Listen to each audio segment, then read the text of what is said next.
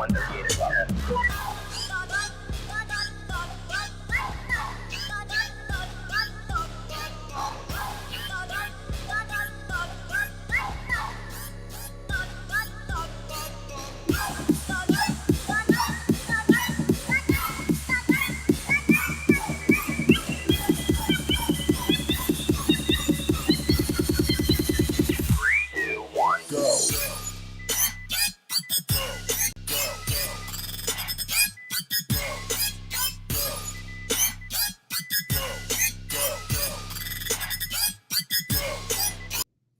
Hello, everybody, and welcome to the Paranormal Guys. We've got a great show for you tonight. First off, the chat is open. Hello, everybody. Hello, Uncommon Soul. Hello, Brenda. Who else was in there? I saw somebody else in there. Hello, everyone. We are live and going. We also have the toll-free phone up, and thanks to Yerg's Radio, you can call us at 1-888-88-YERGZ on your phone pad. That's 1-888-88-YERGZ on your phone pad. All right. Well, so today we have a couple special guests. My first one's already hiding backstage. Sophia is also known as the Ghost Girl. She has quite a few stories to tell us. So I'm not going to say a lot of stupid things. I'm just going to bring her out and we're going to go. Hey, thank you so much for having me on tonight. Hey, it's glad you're here. The chat is open, and so if anybody has a question, they'll probably ask a question in the chat. And we also have the toll-free line if anybody wants to call in too. So Sophia, tell us about yourself. You're known as the Ghost Girl. Actually the ghost host. I'm sorry. Yeah, no, it's cool. I just don't want to be mistaken. There probably is a ghost girl somewhere. I'm sure. I don't want to get sued. Yeah, my name is Sophia Temperilli. I am the ghost host on onlineParanormal.com. I am 25 years old and I've been in the paranormal for, I think it's 17 years.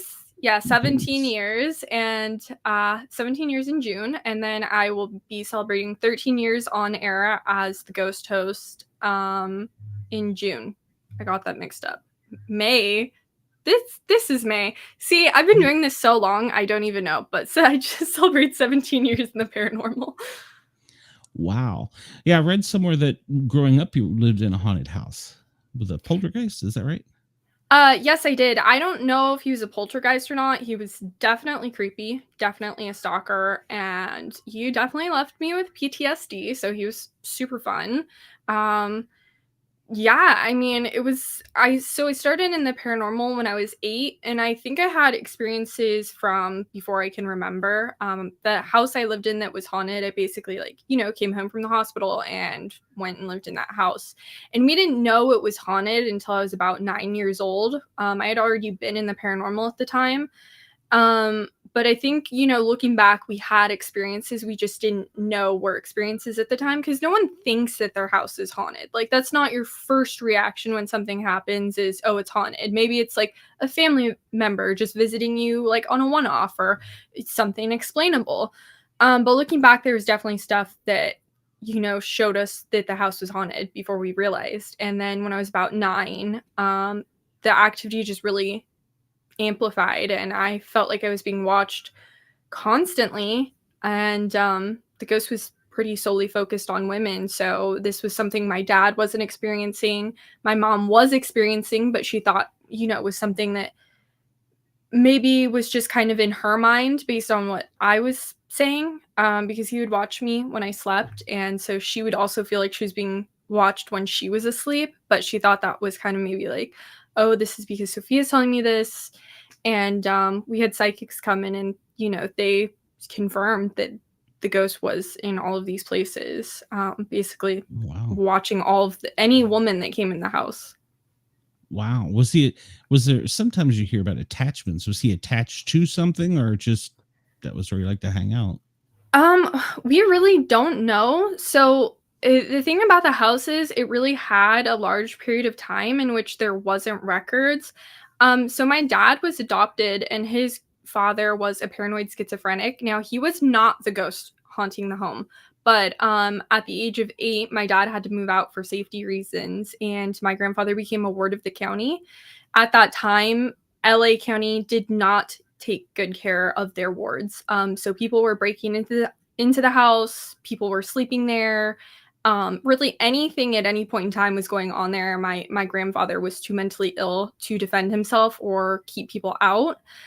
So there's really a number of years in which people could have gone in and out of the home, done anything, and there would be no record of that.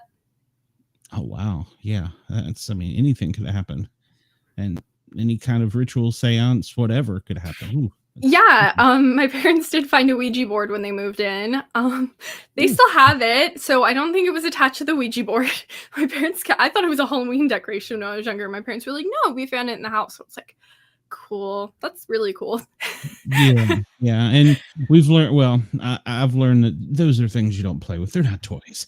So Yeah. So it's a Halloween decoration, all year round decoration at this point, but it definitely does not have an attachment. But it shows signs of use and wear and tear. So people were definitely using it during the time that my grandfather was living in that home. wow. Now you said aside from being washed, did anything else happen? Chairs go across the room, doors slam. Yeah, we had a lot of stuff. So, like I said, prior to us realizing the house was haunted, my grandfather, who was a ward of the county, he actually, while he was mentally stable, he actually used to guard the Pope in Vatican City, Rome. He was basically the equivalent to the Secret Service for the Pope. So he was very religious, very Catholic, and I think the ghost preyed on that. So I think that probably aided along in his mental illness. So after my parents inherited the home and they moved in, they had it blessed by a priest, and I think they said that the like chain that you lock the door with would like swing when that was going on, and they just thought it was odd, but no one really thought more about that. And I think I saw stuff when I was younger, but I can't really say what because I was so young. Um, then after that, one year my grandmother was at the Knights of Columbus after my grandfather died, my other grandfather, not the one that lived in the home. And she was getting out for the first time, dancing, hanging out with people, and that was on New Year's Eve. Now, I wasn't at the home at the time, it was just my parents. I was off with my aunt, and my mom had a piece of metal thrown at her back from 6 feet away off of a ledge in the kitchen. And so my parents thought, oh, well, that's just my grandpa telling her, don't encourage grandma to go hang out with like other guys. But we realized later on that's not what was happening. It was the ghost trying to get my parents' attention. My dad actually saw it fly off the shelf and hit my mom square in the back, and they tried to recreate it and they couldn't. Um, my dad's an 80s metal drummer, and so he'd play the drums really loud. And one time my parents were there, the guy my dad was playing guitar with, and my uncle, my mom's friend, and while my dad's playing this very loud music, you heard a huge boom on the side of the house. And there was no way that that could have been created by anything outside. And also, the pets in my home would see the ghost and react to it. I had a pug, and where I would see the ghost, she would stand in the hallway and violently bark. And then in my bedroom, I had diamond doves, and every time the ghost would enter my room, they would bounce off the cage in fear. Oh wow, yeah. Animals are very perceptive. Now, growing up like that, do you feel like you've gained a, I don't know, a desensitization to them, or sensitization, either one, to them, to where you can detect them around, or Yeah, I mean, I think I've always had that. I wouldn't say I'm psychic or a medium. I would say I'm more like a sensitive. I'm like those commercials where the guy's like, "Oh, can you fix my cavity?" And he's like, "No, I'm a dental monitor, not a dentist." So I can tell you something's there, but I cannot help you beyond that. And so yeah, I mean, I can definitely tell when something's there. You have kind of that. I think everyone really has it, but that like natural instinct to know when someone's standing behind you or watching you. You know, you can just kind of feel it. Um, so I think just really kind of the normal human instincts we have is kind of what happened and okay. led me down realizing the house was haunted. I could actually see the ghost, but yeah, Oh that was wow, kind of even just even at a young age, you could see them. yeah, I saw him when I was 9 was the first time. I was just hanging out in my parents' bedroom, and I just it started where, like I said, it felt like eyes were covering the walls and the ceiling, and I felt like it was being watched everywhere. And then one day I went in there and I saw a man standing in my mom's closet. Now, I knew that there was no man in her closet. Um, and I just knew it was a ghost. Like I said, I had been in the paranormal a year at this point. So I went up to my mom and I said, "There's a man in your closet." And she didn't know what to think. She's never been the type of person to tell me I'm wrong, like, you don't know what you saw. My dad, on the other hand, did not believe me. He wrote a book for a psychic, but he definitely did not believe me. He was like, "Oh, is it any coincidence I wrote a book for a psychic and now this is happening?" And my mom just, didn't say anything. She didn't tell me I was wrong. She just didn't know what to say until one day she was putting on her makeup in her vanity and she heard 3 knocks from the inside of her closet door. And so she ran, grabbed a recorder, and she caught an EVP, which is it it was a class A EVP, like truly genuinely so clear. It sounds like a normal person talking and no one was talking. Wow. Do you remember what it said by any chance? Yeah, so, in my mother's vanity, she had this light for years that she didn't know how to mount, so it was sitting on this, like, kind of ottoman in her vanity, and, my mom and my cousin Cassie were talking, and the ghost literally said in a whisper, "I'll help you put these lights up," which sounds super helpful, but he was What? totally creepy, and, yeah, I mean, that's really when the activity just full steam ahead progressed, is when that happened. We caught more EVPs. I remember there was one. Uh, my mom was home alone. I was at school. My dad was at work or something. And she was doing dishes, she said, and she heard Lucy, my pug, barking into the hallway. And she said, I knew that the ghost was there. So she grabbed the recorder because my mom is one of those people, like in horror movies, that will go into a basement and say hello. And so she grabbed the recorder, went in there, and she said, like, "Can you tell me your name or something?" And you can hear her voice shaking, like, out of fear, because this was just really not good, what we were going through. And you had a ghost saying, "Who are you?" And this was a woman's voice, not a man. So we don't know who Oh, that was at all. oh, wow. Yeah. So you could have had multiple entities there. Yeah. Um, yeah, it was making me think. I did this presentation in psychology class. We were doing it was the sociology portion. We were doing groups and I did the paranormal. So I put EVPs in it and I played that recording in class and it made a girl actually scream and jump out of her chair. Shame on Yeah. you. It was funny. Hey, I was going to say that you would like to have recorded too. So. At least my trauma can bring me joy at some point. Well, you've got to, yeah. Like you, I grew up in a haunted house. Mine was a bit different. Mm-hmm. My family was very religious, and everything was a demon. So Mm-hmm. if something happened, everything was a demon. That's a demon. That's a demon. Oh, good Lord. So I have a different view on them because of growing up, obviously. But yeah, and it does traumatize you. It makes you question everything, you know? So because if you Mm-hmm. talk about it, sometimes people are like, you're weird.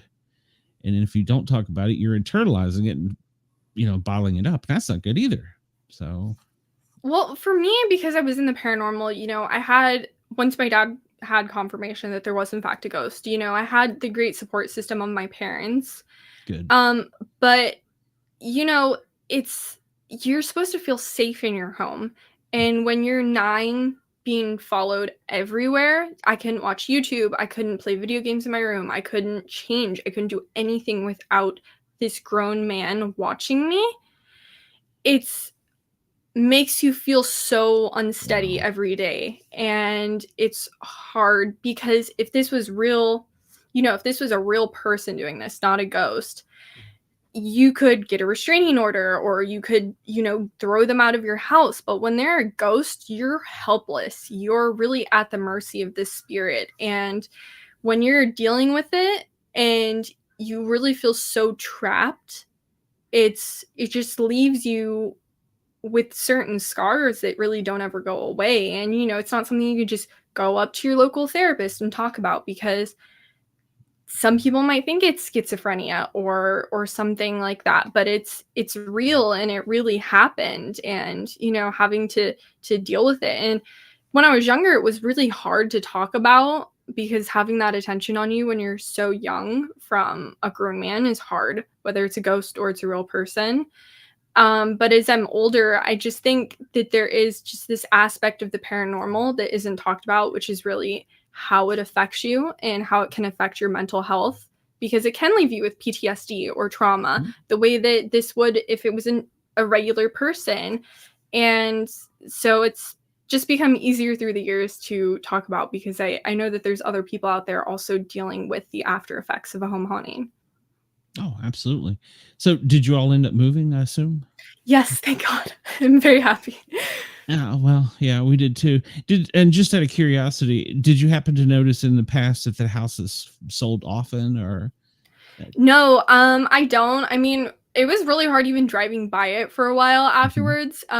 Honestly, where I used to live, there was a lot of gay couples. So if like two men had gotten the house, I really don't think anyone would have noticed it was haunted because it was so focused on women. Gotcha.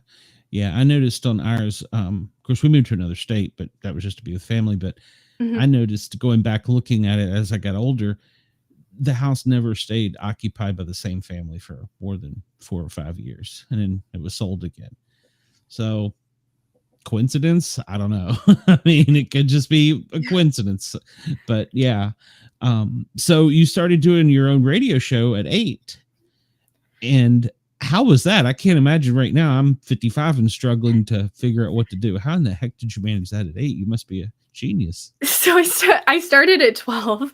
Oh, Um, yeah. it's okay. I started in the paranormal at 8 and 12. I understand the Gotcha. the mix up. But yeah, so I started at 12. So actually we moved out when I was 11, and really just being so young and going through this. I mean, I get it. There's no kids in the paranormal. I completely understand why, but especially back in the day, when paranormal wasn't as big as it is now, there was no younger people in the field. And I just was so curious, there has to be other people out there that are young and have had these experiences. When you're young, you really just want someone your own age you can relate to. So I started my radio show because I wanted to find those other people my age. I didn't, but I, loved getting to talk to the guests, hear their stories. And, some of them have had the same experiences as me or similar. And it's nice to, have that kind of camaraderie with someone that understands what you've gone through.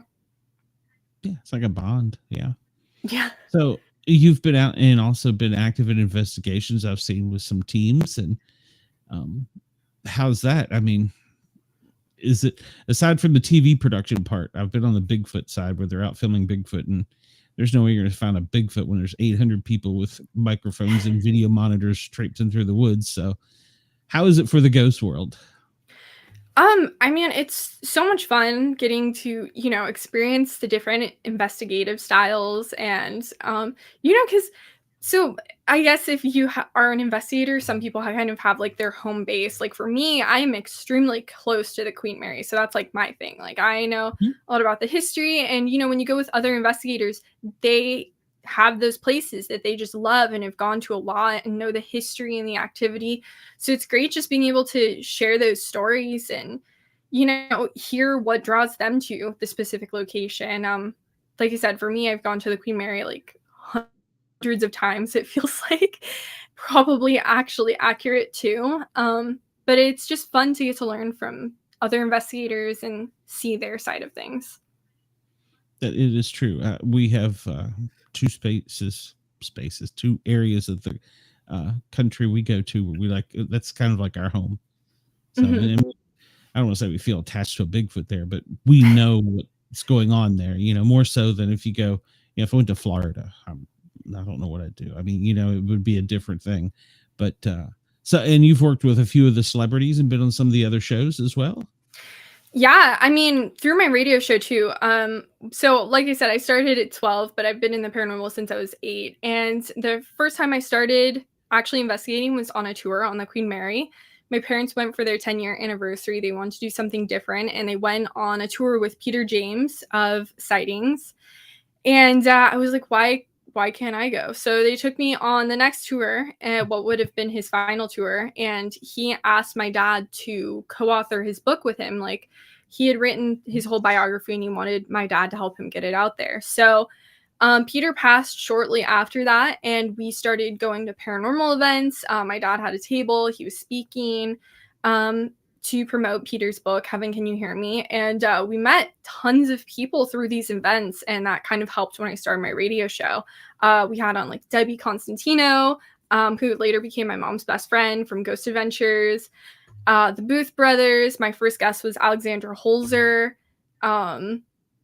Like pretty much anyone from the Travel Channel shows. I've had on Amy Allen, Destination Fear, Steve Ginsolves from Ghost Hunters, Grant Wilson.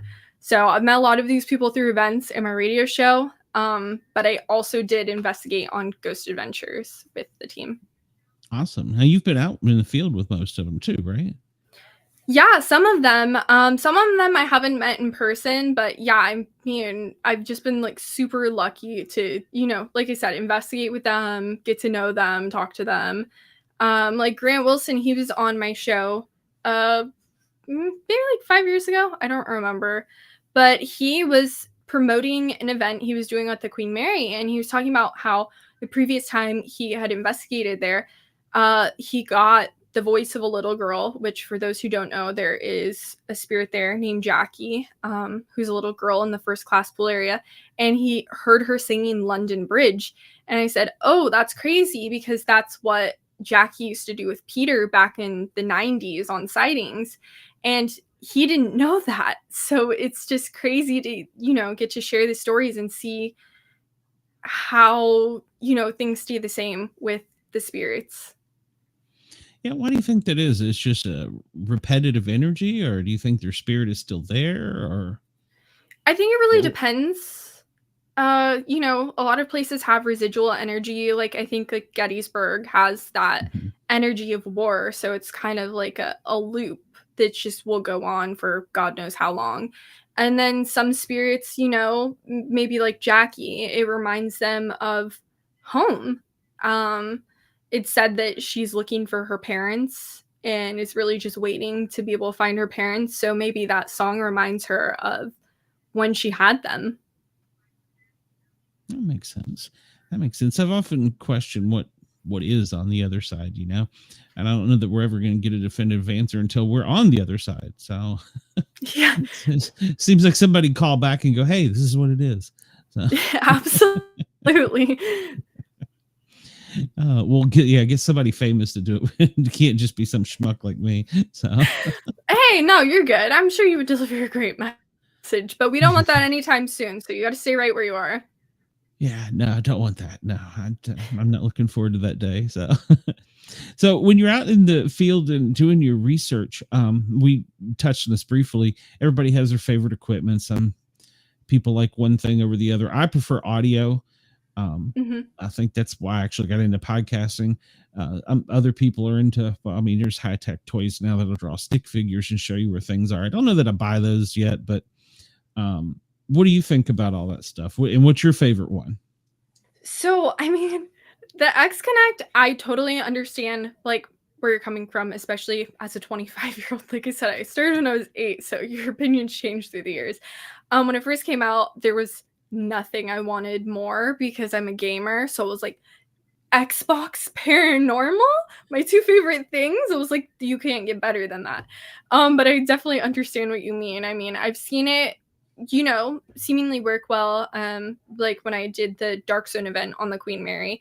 And it was crazy to get those real-time responses of like, move your arm and the stick figure, move it. Yeah. So I can see the hesitancy with it, but also, I feel like with the paranormal, you never fully know what works or doesn't because it's the paranormal.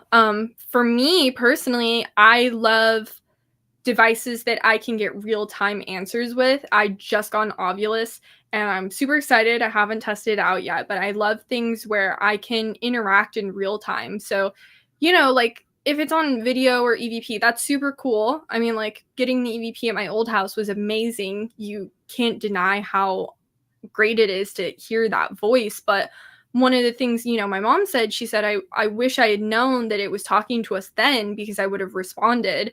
And that's why I like equipment that I can get those real time responses. So if a ghost is communicating, I don't find out 5 days later when you're viewing footage or EVP or anything. I like that. I haven't got a lot of experience with that. One of the team members has one, and we've used it a time or two, and I've just been around it. It's usually I'm more involved with the things that go bump out in the woods, not the things in the house. But my team does a little bit of everything. The Oxford Paranormal Group, and so what you probably have heard of Trey Hudson. He's our team leader. He's big into that. So I don't know. He built his own little ghost box, and he's the one that leads us in those projects, I guess. So I mean, that's I don't super like cool them personally. I don't like them personally because, like I said, I would prefer to be able to see something. I'm the guy that wants to be in the woods with something that goes bump in the night or throws a rock at you. Something I can't see that can rush you. This I don't know about.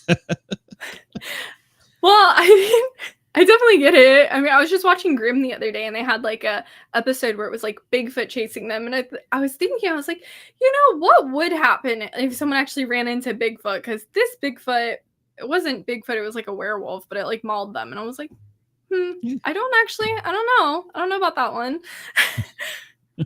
Well, they're not all friendly. Don't ever let anybody take you out in the woods and tell you, oh, we're gonna have a friendly Bigfoot encounter, because that is a positive guaranteed thing. There's and even then we don't understand, like there's Dogman. Is that part of a Bigfoot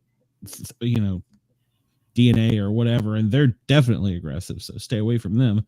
I like to think of my dad as the city Bigfoot. Oh, with the ghosts? No, I just like to call him Bigfoot. It's one of my names. Oh, okay. All right. My dad. I had to throw that out there. If you heard me talking and heard Bigfoot the whole time I didn't mention it, he would probably be happier, but I had to throw it in. Hey, that's okay. Hey, as long as he likes thumbs up.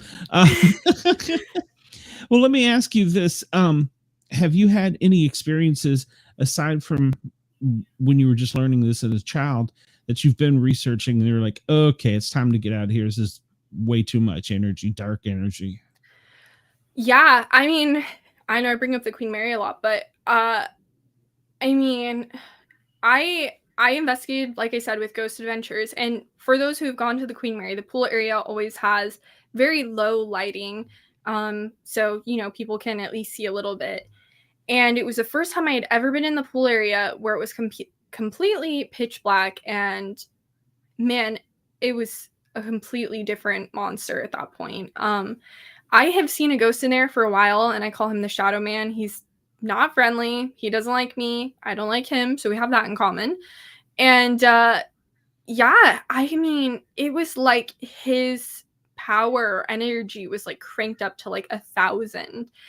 And I could feel him in multiple places at once, which I know sounds like really weird to say or understand. I don't really even understand it.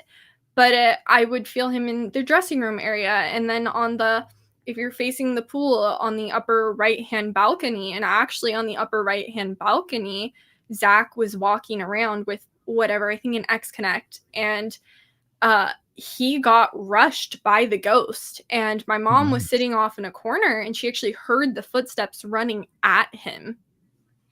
Oh. And I wanted to say, like, that's the Shadow Man. Like, I feel the Shadow Man. But I felt like every time I was going to bring him up that I was going to cry. And I've never had that type of hold over me while investigating. And another time I would say would be, I was investigating this ghost town in Montana. And I was doing, it was an SD session. So I was the one asking the questions, and the person I was investigating with was under. And the thing that the ghost said that made me end the session, I was asking questions, and the ghost said to me, what was relayed to me was smile, which was super creepy, and it just felt like I was like, okay, we're done here. It felt very like too personal. Clarice Starling and Hannibal Lecter. It was like, yeah, we're done here.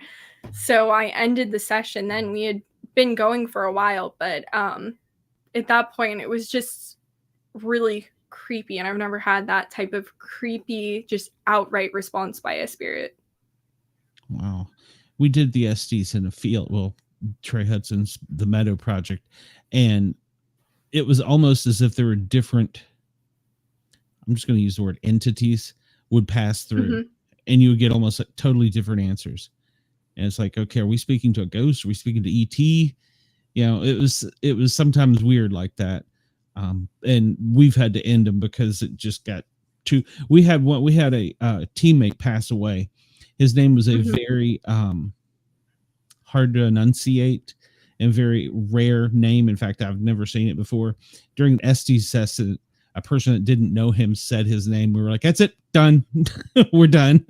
So, Yeah, when they get, like, a little personal, it's like, okay, you just gotta stop it, and that spirit, at least, the people that were living in the ghost town, it was I at least what was relayed to me, it was focused on the daughter, and I know at one point, people typically ask, like, "Who do you wanna talk to?" And I just thought, "Well, okay, so it doesn't like her boyfriend, it's focused on her," so I said, "Who do you want to leave?" And it said the boyfriend's name. oh, well, And so it then answered you. he left with it. They were just like, "Okay, you guys, you go, and then we'll see what we get." But it was very, like, on point with the answers, and it definitely had a domineering overtone to just its responses. Wow. Yeah, that's pretty creepy. When they know a name.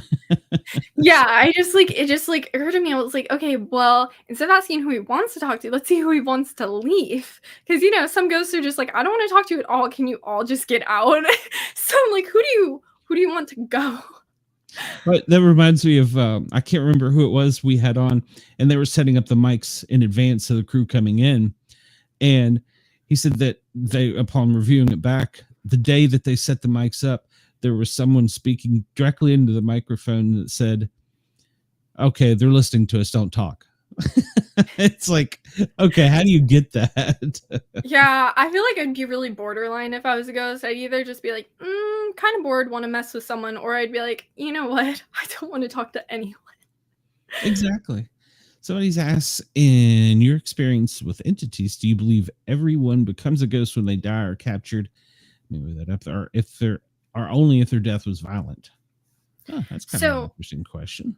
that's a great question. I actually developed my thoughts and theories on the afterlife in Catholic school. I went from kindergarten to eighth grade, and in my eighth grade religion class, they were talking about purgatory, and it got me thinking how you don't see spirits and ghosts from like Jurassic period or Egyptian spirits. And so it just made me think, they must go somewhere at some point. I don't know if everyone becomes a ghost, but I definitely think that the ones that are here and you can communicate with may be stuck in a purgatory like state, whether that's because they can't move on or because they're waiting for something. I don't know. I don't know what would be after that, but uh, like I was saying recently, my aunt passed away a year ago, and I don't think that she would be a ghost or anything. So I think maybe some people can move on quicker than others. Why that is, I don't know, but I believe that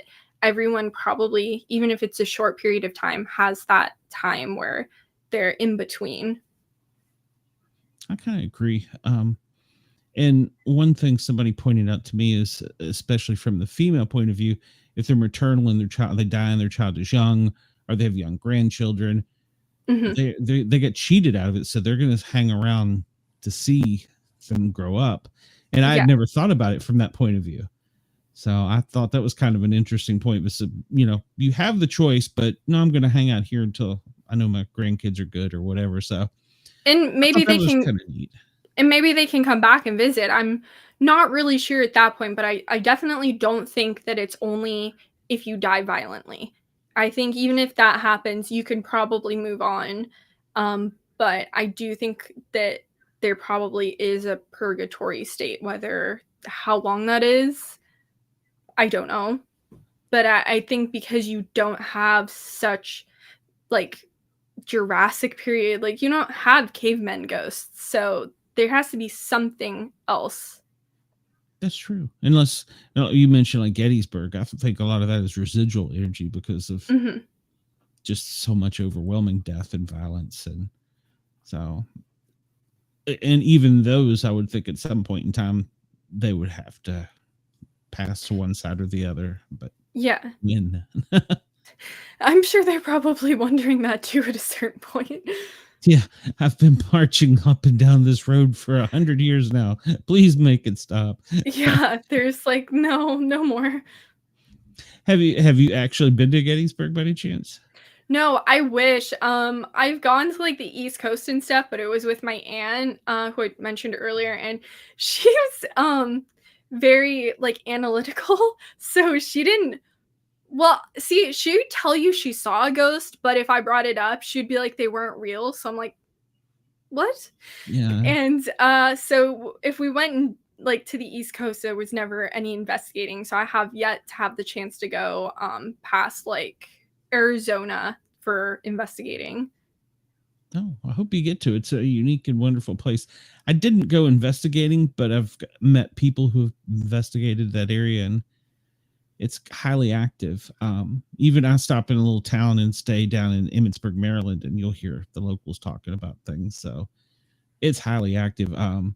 It's beautiful too. So if you get a chance to go, Yeah, hopefully soon you my family and I were talking about maybe going to like a Paracon on the East Coast since they're all over there and getting to go out, investigate and see some places that we haven't been before. cool. That'd be great. Welcome me out to the East Coast. Maybe you can come out here and do some research. And your show is still on every week now. Yes, it is. So it's every Saturday from 12 to 1 p.m. Pacific Standard Time, 3 to 4 p.m. Eastern Standard Time, and 8 p.m. GMT time. Wow, you got that down pat. I hope so. It's been a long time. If I didn't, I should probably quit. I was like, she's even got Greenwich Mean Time. Wow. I tell you, my look at your watch. I don't know. my dad like drilled that in from a young age. He's like GMT, GMT, and I'm like, I don't even know what that means. And he's like Greenwich Mean Time. I'm like, cool. I'm like, I don't know what that spans in Europe, but just Where's GMT. Greenwich? I'm like, is that London? Is it Ireland? I don't know, but GMT. That's great. I love it. Uh, well, in your adventures through doing this, obviously we talk about some of the scary things and dark things. What are some of the lighter moments you've had while out researching? Some lighter moments. I mean, I haven't had anything paranormally that's lighter. More just like funny moments. Like I was investigating in a cemetery with my friend, and we were walking around, and my dad goes, "Oh, your mom's chasing rabbits," and we thought it was like an expression. And my mom was actually looking at rabbits in the cemetery, and I'm like, I didn't realize till later. So we're just like, that's a weird expression, but okay. And yeah, just really anytime I got to investigate with like my friends and just kind of go and share that experience with someone that's not my family is a lot of fun to just have that. I went and investigated with her a separate time at Black Star Canyon, and it was just a lot of fun. Just going there, and when we review the footage, she was like, she was like organizing the equipment in a straight line, and then there was like coyotes in the area. Someone literally walked past us and goes, "Oh, Happy New Year. Did you hear about the coyotes?" And so we were just like, that's random. And so I went because I was hungry to go ask my parents if we could like go eat now. And she's sitting in the dark organizing this equipment. She hears something in the bushes and she just goes, "Oh, I'm so scared." It's just really funny to have those moments with people that don't experience it on a daily basis. Yes. Especially in the woods too. It is too. Yeah, she was scared of the coyotes though, not the ghosts. Yeah, I'd be more scared of the ghosts. Uh, have you ever seen orbs up close and in person? I don't believe I have. I mean, we've had like weird photographs. Like, well, my parents, and I'm still jealous about this. They got to go investigate Alcatraz. They got to spend the night Oh, on nice. Alcatraz in 2009. So I was 10, and I was like, I want to go, and they're like, no. And I was like, but the Boy Scouts spend the night there, and they're just like, no. And I understand why, but I'm still jealous. I'm still upset. I don't care how long it's been. That's going to stay with me forever until I actually go. And my dad, he was walking down, I think they said D block, and he just took a picture down a dark hallway.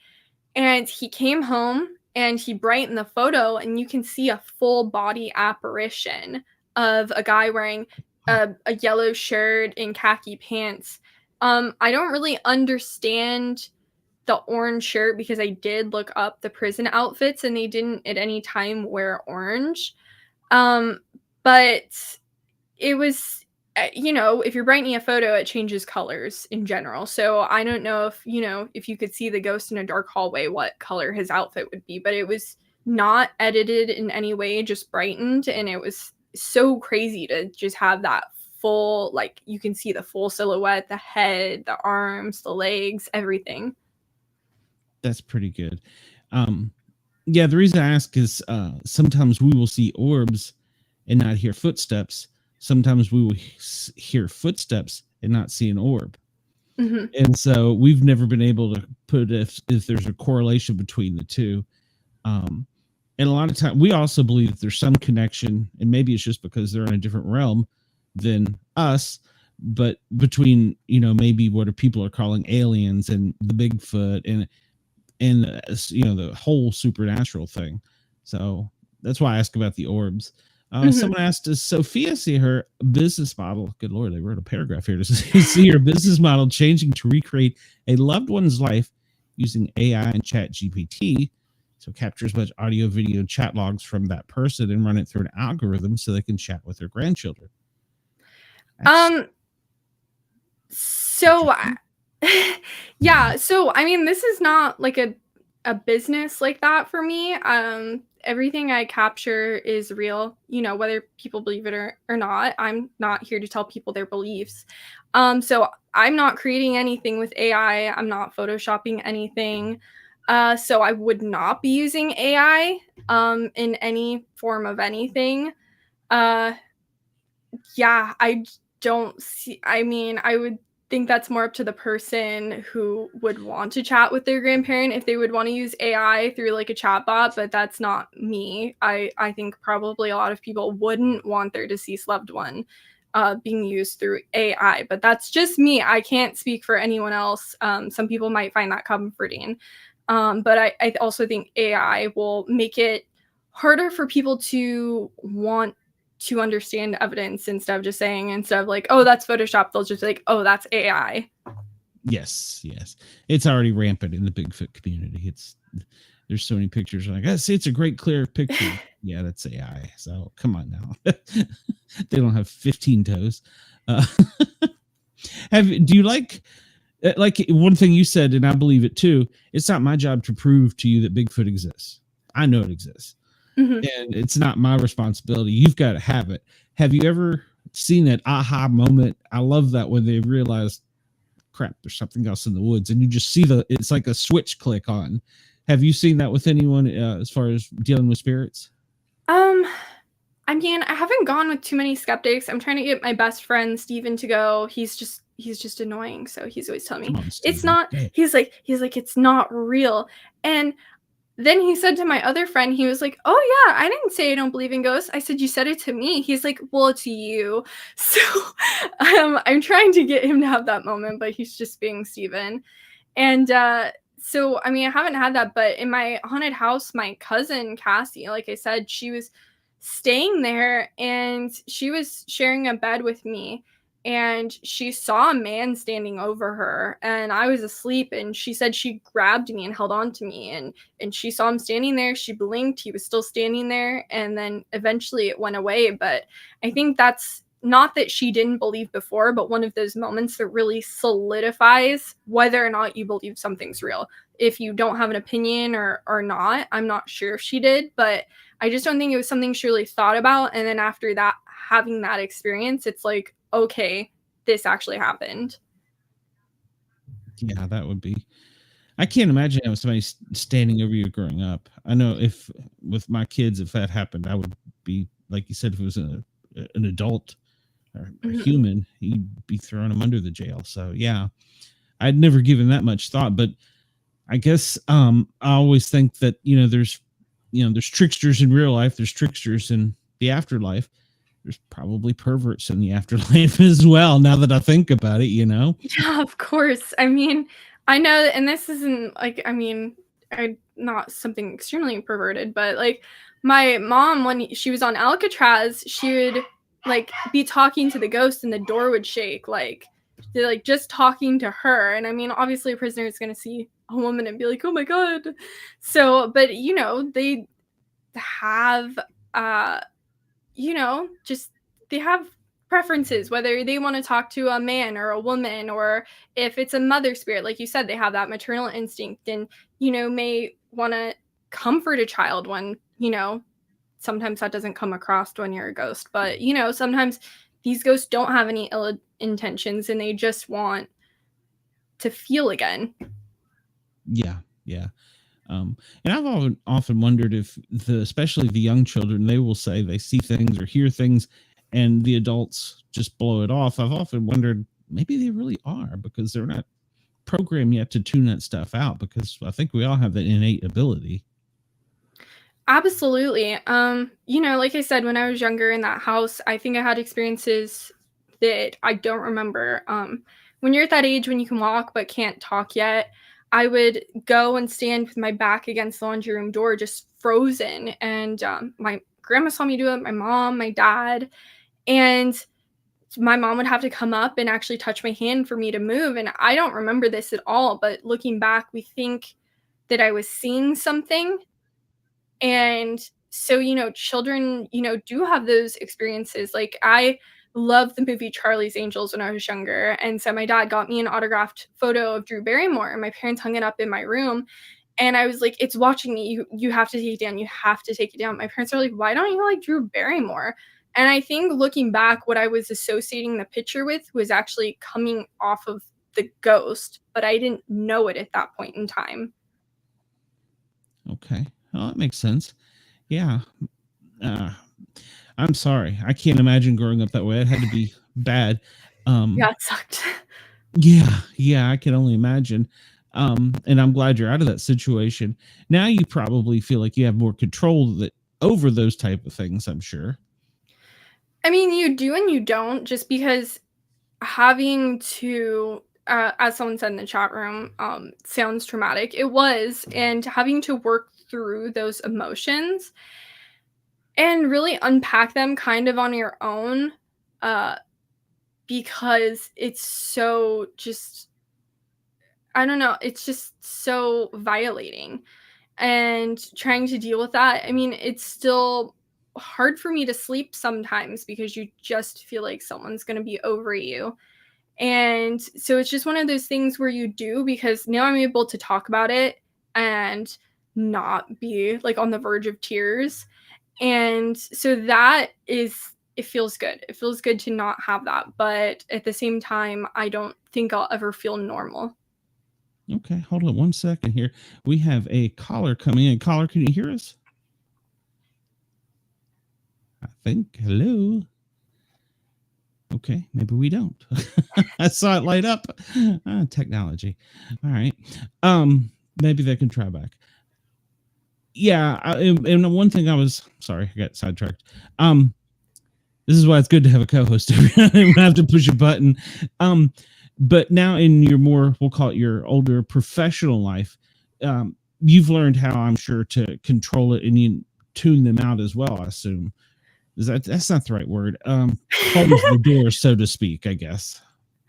Yeah, I mean, definitely. Like, part of the reason when I was in Montana and the person I was investigating with was in the SD session is because I did the SD session once and I didn't get a thing. And I think it's because I closed myself off so much to that for fear of what would happen if I opened myself up to it. And so I think I just set boundaries of how much I want to, like, you really have to open yourself up in the SC session to let those responses come through. And I wasn't gonna do that. So it's just one of those things where you, I guess, have to know your boundaries and limits of what it is. Like I was talking to some people about an investigation once, and they were trying to stay overnight for like a significant amount of time at a location. And we didn't end up doing the investigation, but I was saying like, yeah, I have trauma from my haunted house. And they were like, oh my God, that'd be so fun to do an experiment with. And I'm like, what? I'm like, no. No, it's not really. Hi, Kevin.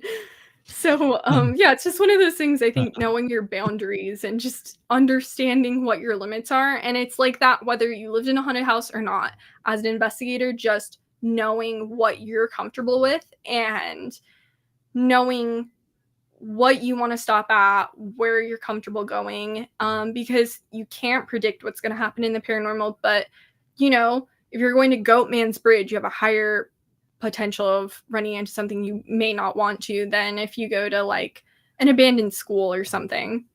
Yeah. Yeah. And one thing we found, Bigfoot and ET like to hang out together. So you may have a Bigfoot encounter and also have an ET encounter and not be expecting it. And then we've also we went to a house in Florida looking for Bigfoot and we found ghosts. So Yeah. I I was like, I'm out. I'll be at the beach.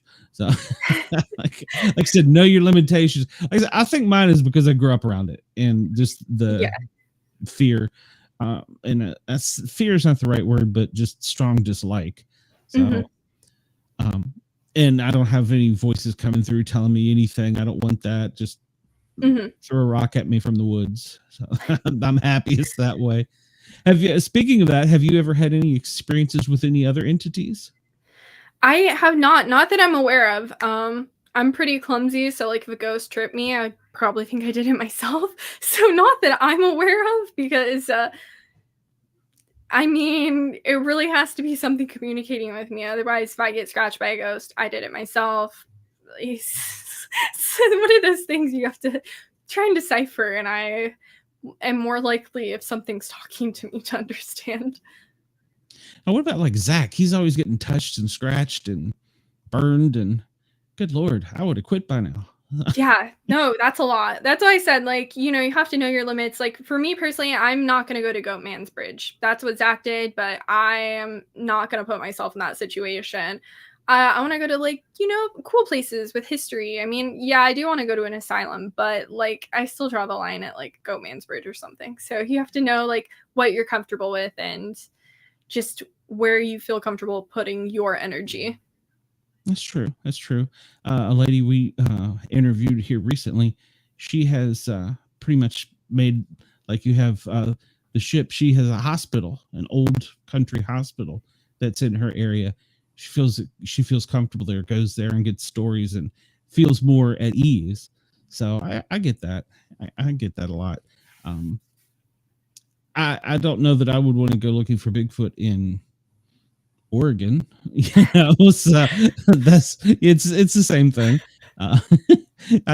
So you don't want to put yourself out there too much, but I also think once you open that door to the energy, whatever that energy is, it's called the woo woo, whatever, it opens it for everything, for Bigfoot, for ET, for ghosts. Now that's just my opinion. I don't know that can throw a penny down on the ground with everybody else's, I guess. So. But yeah, I feel like once you're open to it, it's like, oh, hey, this guy's a light and shining. We can go right to him. So, yeah, I mean, that's definitely the thing, like when people say, like, don't communicate with spirits when you're in a haunted house because it just opens the door for them. But then at the same time, if you're already dealing with it, how else are you going to figure out what's there? So it's that balance of, figuring out how to open yourself up to having these experiences while also trying to keep yourself protected enough to, if you go to the grocery store, you don't want to deal with it. If I'm playing video games in my house, I don't want to be having a spirit there. Sure. What do you do for protection, by the way? Honestly, nothing, because living in a haunted house, I didn't feel safe at any point in time. There was nothing I felt could protect me. There was nothing I felt could stop it. And I just think if a spirit's going to do something, they're going to do it no matter what you do. I agree. And how do you feel like? Do you feel like they can, I don't want to use the words read your mind, but they kind of have a premonition about what you're going to say and things? It's almost to be like they know ahead of time sometimes. I think I mean, it's hard to say what they do or don't know, but I think maybe they can pick up on like how dogs have heightened hearing. Maybe they can pick up on your energy a little bit better than you can. If you're feeling sad or nervous, the wrong spirit can probably prey on that. So it's really just about how you're feeling in that moment and what the spirit is going to do with that information. That's true. And another thing I also thought about, and you said something about it earlier, a lot of the people that they say have mental illness, I sometimes question that. Mhm. Maybe they are seeing Richard Simmons in a tree or whatever. I'm Yeah. being silly, but you know what I'm saying. Maybe they really are. Well, that's the thing. Some people are having experiences and some people think that's a mental illness. Some people are mentally ill and they're not seeing anything. And then there's also that probably middle road where they're like my grandfather. He was definitely mentally ill, but I do think that there was a ghost preying on that as well. So you have kind of that middle road where there are people that are probably having that preyed on and no one would ever know or understand, because how do you decipher what is real for them and what their mind is creating? Yeah. I heard a psychologist tell somebody, oh, you're schizophrenic because you've seen a ghost or believe in ghosts. I like whipped around, like, what? What did you just say? It's, how do you know they're not there? So, well, you're a scientist. Well, look, Sophia, we've kept you a long time. I don't want to keep you much longer, but obviously, I want you to tell everybody where they can find you. Do you got anything new coming up? And I hope that I haven't scared you off from coming back. So No, I would love to come back on. I appreciate you having me. You guys can find me. Some of my previous shows are archived on youtube.com, the ghost host Sophia Temperilli. You can see our upcoming guests on at Ghost Host Show on Twitter. You can follow me at Sophia Temperilli. You can check Facebook like page, the ghost host Sophia Temperilli on liveparanormal.com. Instagram at Sophia Temperilli. You can listen to archive shows, iTunes podcasts, Blog Talk Radio, iHeartRadio, Spreaker, and you can listen to my show, like I said, every Saturday on liveparanormal.com. It's easiest to listen to, Blog Talk Radio, type it in there. And 12 to 1 p.m. Pacific Standard Time, 3 to 4 p.m. Eastern Standard Time, 8 p.m. GMT. You've got that down pat. I love it. Be careful out there. There's a lot of weirdos if you haven't found out yet. So, well, one was living in my house as a ghost, so. Yeah, I haven't had that weirdo. I've had the ones who get a restraining order. I haven't had that weirdo yet. Yet. So, but Yes. Thank you so much for having me on. Yes, ma'am. Thank you very much. Stay safe out there, and we will stay in touch. And I would love to have you back sometime. And if you make it to the East Coast, definitely, that would be kind of cool. So, all right. Absolutely. Well, we're going to take a quick break, and then our next guest is hiding in the background. So we will be right back. And I'm going to tuck you backstage, Sophia.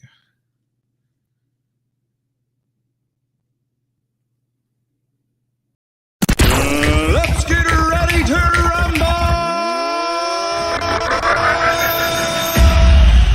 I'm Miranda Maverick, and when I'm in fight camp, I never listen to the Sportcat podcast.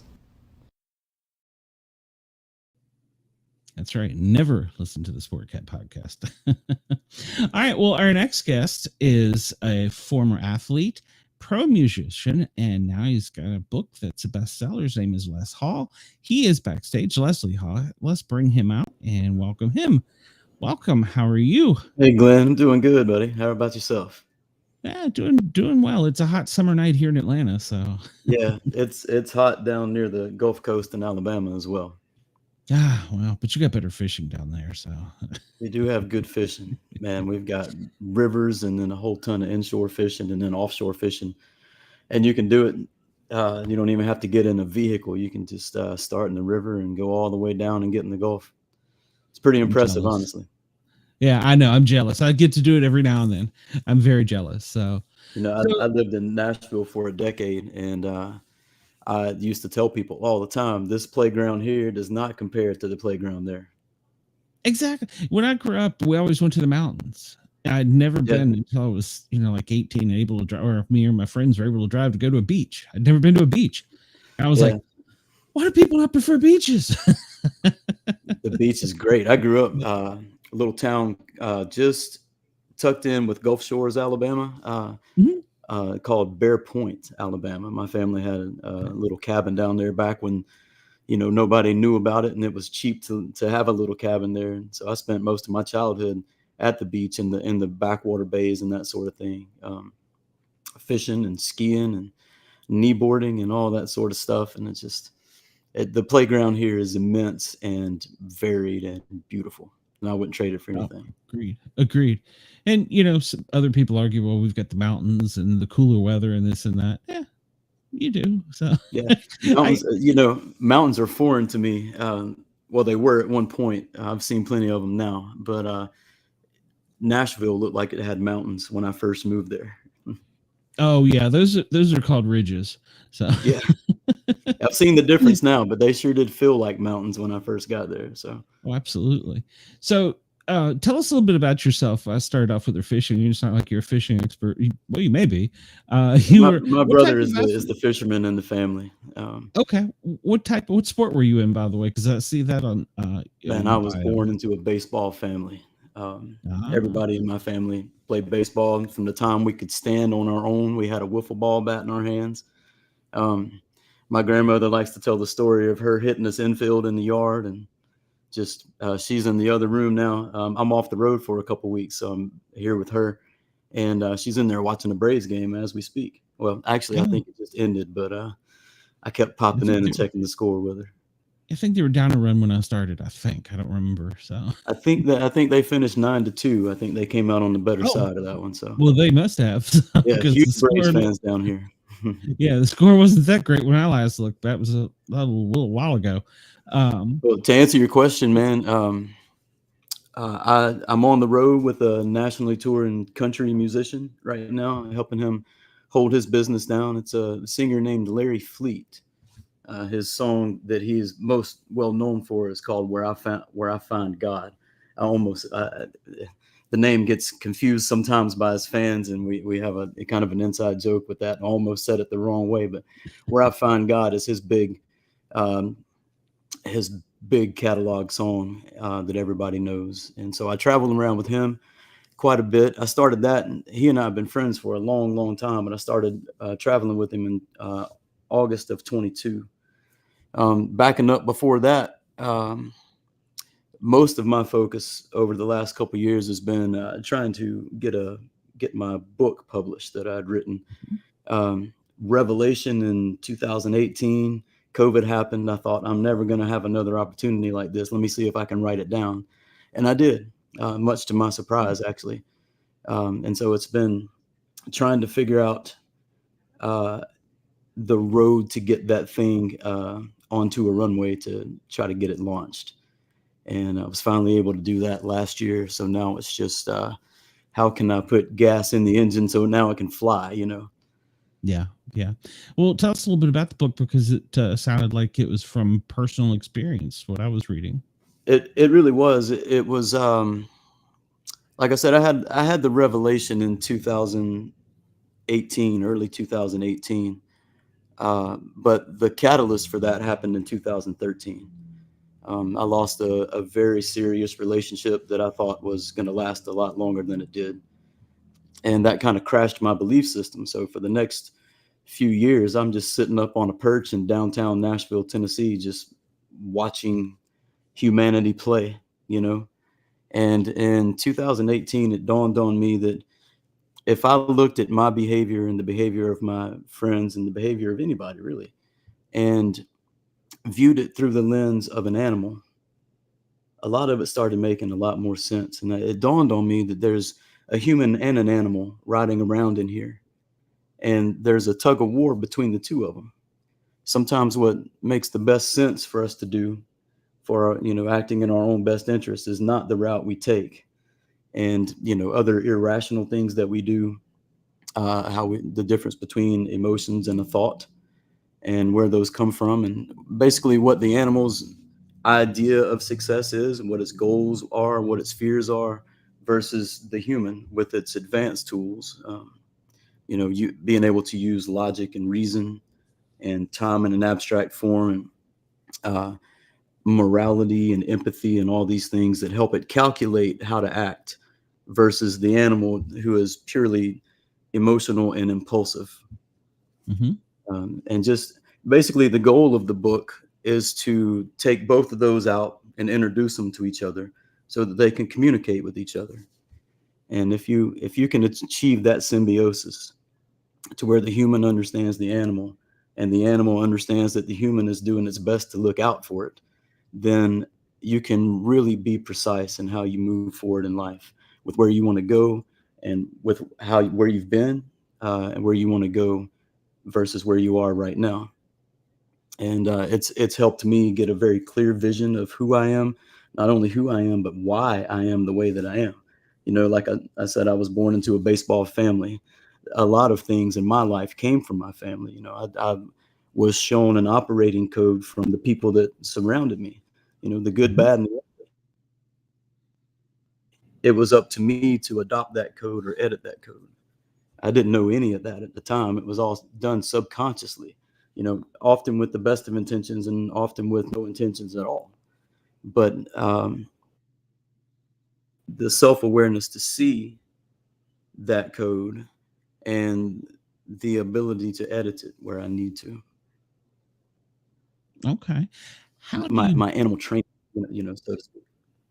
Well, and that's what I was asked. How do you get?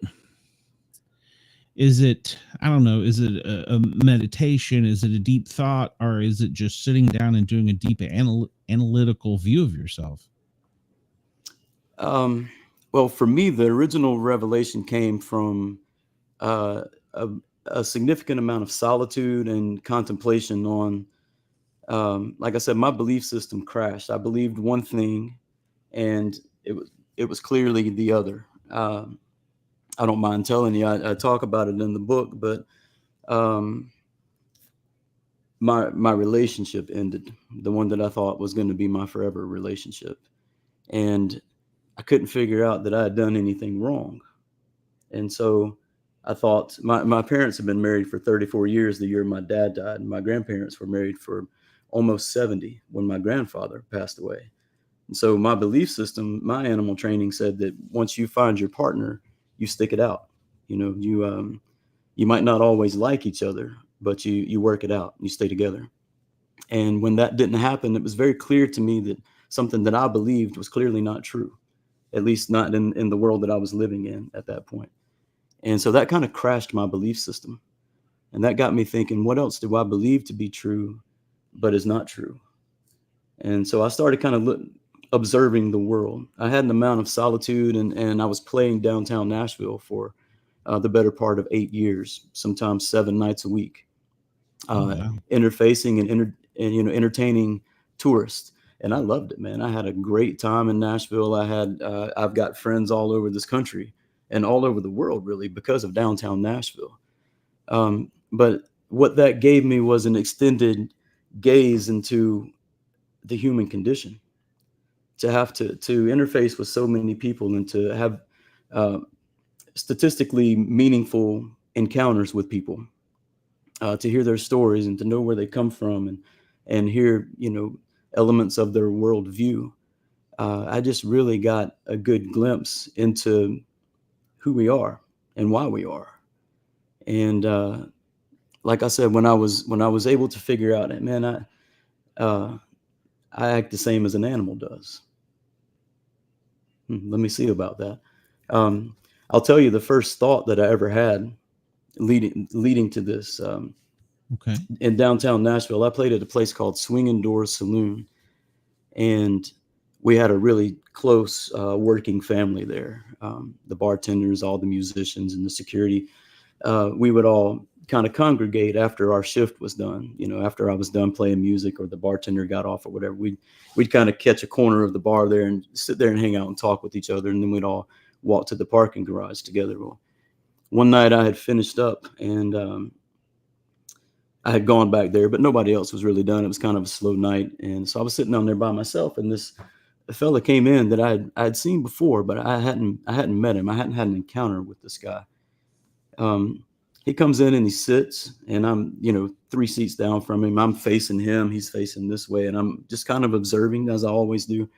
And he's fidgeting with his phone. Condensed version of the story. The bartender comes over and asks him, what can I get you? And he orders a draft beer. And as he's waiting on his beer, sifting through his phone, and the bartender comes back and he shows the phone. And she says, "Oh man, that's awesome. Did you make that? That's pretty cool." Repeat that process when the manager came over, and I'm wondering what's on his phone. So he finishes his draft beer and leaves. And the bartender comes over and the manager comes over, and I said, "Hey, what was that interchange about?" And this guy was a regular there, and I knew I'd seen him before, just had never met him. And he, really nice dude, really friendly guy, works at McDonald's. And on his phone, he's showing them a picture of a dessert that he had made because he aspires to be a chef. And I thought, so he just came in here, rolled over, and you guys scratched his belly, and then he went along his way. And they said, "Yeah, I guess that's what happened." He came in there, he showed this thing, they gave him the reward, and he went away wagging his tail. And I thought, man, and I told those guys that night, I believe that if I took every dude I've ever known and every dog I've ever known, I could probably find a 1-to-1 personality match. And that was the original kind of catalyst to, man, maybe there's something to this. What else can I explain with this? And then one day it just dawned on me. I'm an animal first and a human second. I came into this existence 100% an animal. I knew no language. I knew no logic. I knew no reason. I knew no time. I knew nothing. I knew none of the higher functioning tools that we adapt to as we grow. That's true. So I was 100% an animal there for a good little bit. That's true. And it's not just feral toddlers. It's true. No. It's your programming. It's what's around you. Yeah. That's right. We have to learn how to live this life. Some of us do, some of us don't. Some of us struggle with it our entire lives. And the goal of this book is to try to help alleviate some of that struggle and some of that suffering, because a lot of it's unnecessary. I know because I once carried that same load. What do you think the best way is to get in touch with your inner self like that? Is it just intent? I think that's a lot of it. I think that you have to realize it's there first. And that's the goal of, the first few chapters of the book. I try to walk people through that revelation in the same manner that I had it. The questions that I was asking myself as I was moving towards this idea before I finally got to it. And hopefully I lead them to the same aha moment that I had. And then I show some pictures of the current world that we live in. Not any actual pictures, but paint some pictures of the world that we live in and show some places where this perspective helps explain things. And then we go into the more, I don't want to call it romantic side, the more relationship side of how this thing plays out. And sometimes we frustrate our people, all of our relationships. Sometimes they frustrate us. And part of that's because we don't know why. We don't know why this is happening. We don't know why they can't see our line of thinking. They can't see the way we see it. And hopefully, once again, kind of separating the masculine from the feminine, and let's look at each other and let's try to figure out how we can better communicate so that we don't suffer unnecessarily. Yeah, a lot of that is communication. You're 100% right. And right. But the animal, sorry, go ahead, Glenn. No, I was just going to say, I do believe that there is that inner animal, if you will, as you say, inside of you. I mean, 100% agree with that. I went to a class and the instructor worked for a 3-letter agency and he was teaching this course. And he said, in order to get to a certain level, you have to separate the two. And basically he's give us a objective of putting the animal on one side of it. You're on an island or in a cloud or wherever, and you're in a glass house one side of the house is exactly the same as the other, and you have to lure that animal in there, close the door, and then you're staring at it through the glass and communicate with it.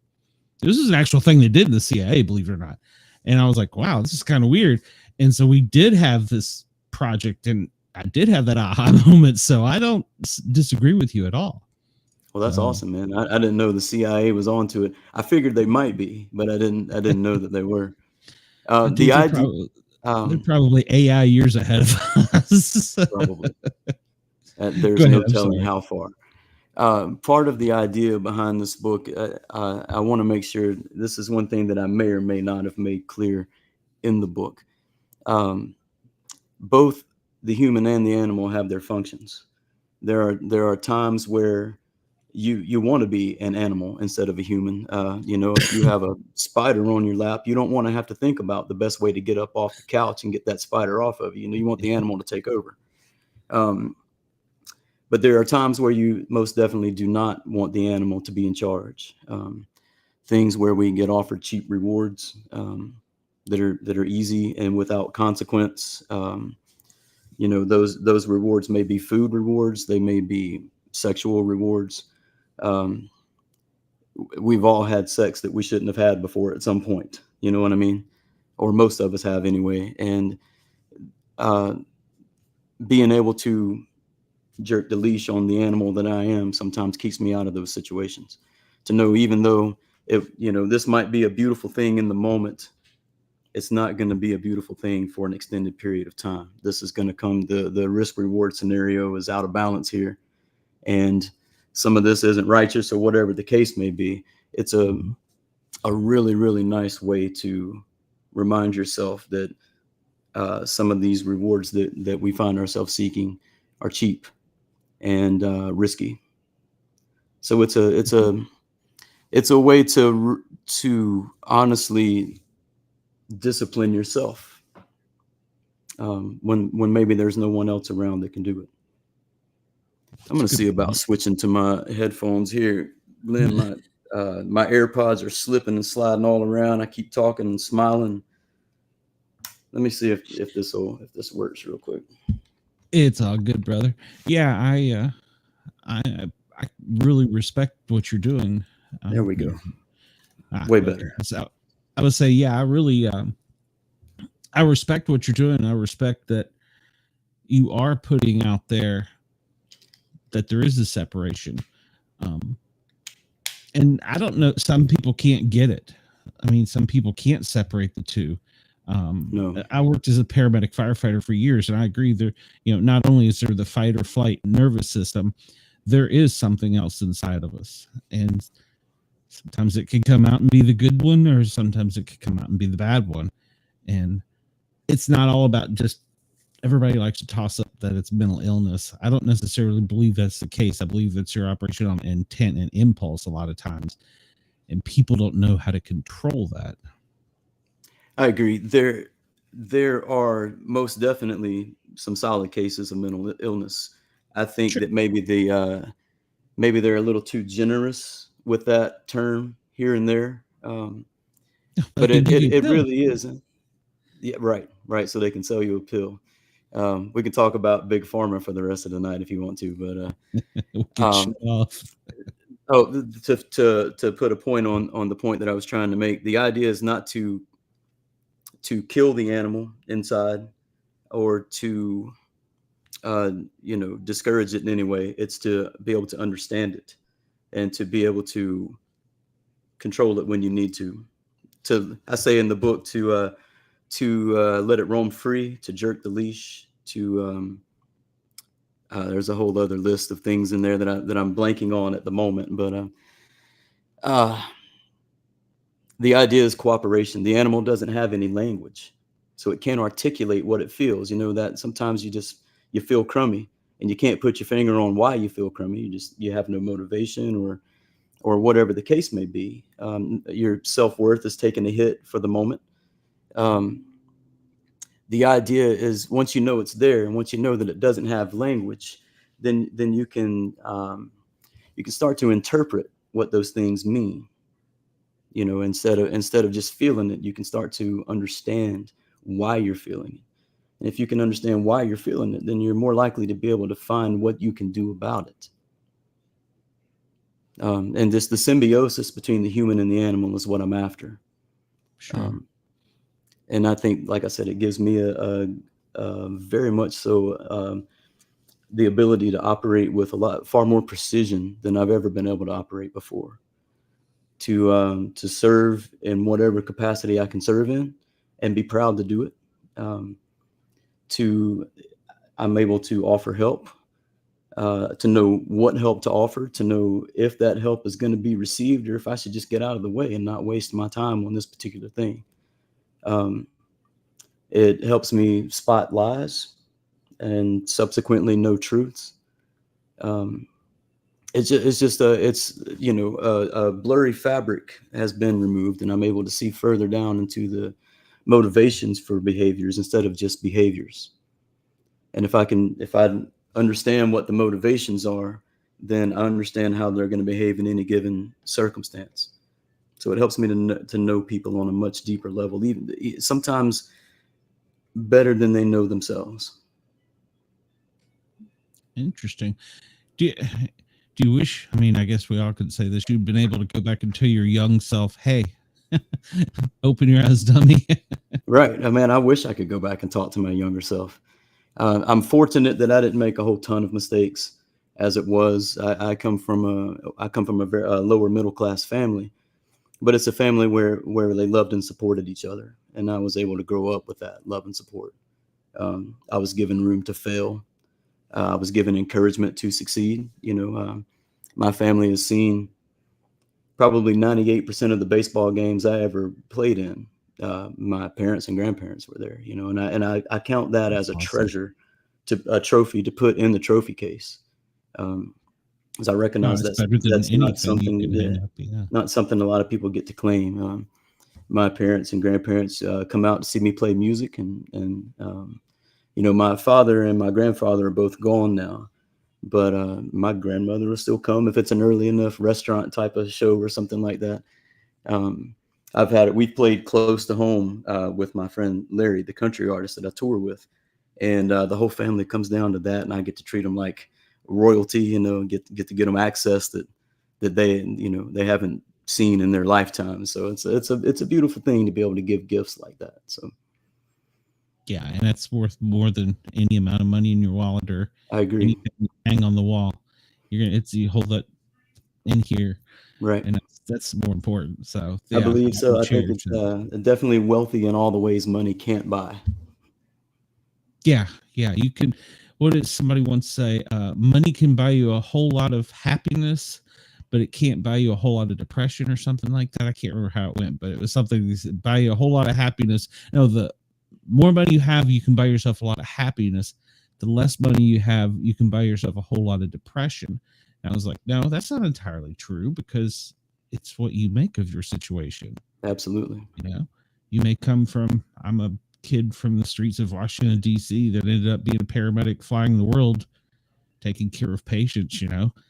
I think I did something, and now I'm getting to do this and meet and talk to all kinds of interesting people. Yeah, this is a really cool thing you have going on, man. Really cool thing. Well, thank you. I love doing it, and I love having guests like you on that can explain things that maybe I cannot articulate that I believe in wholeheartedly.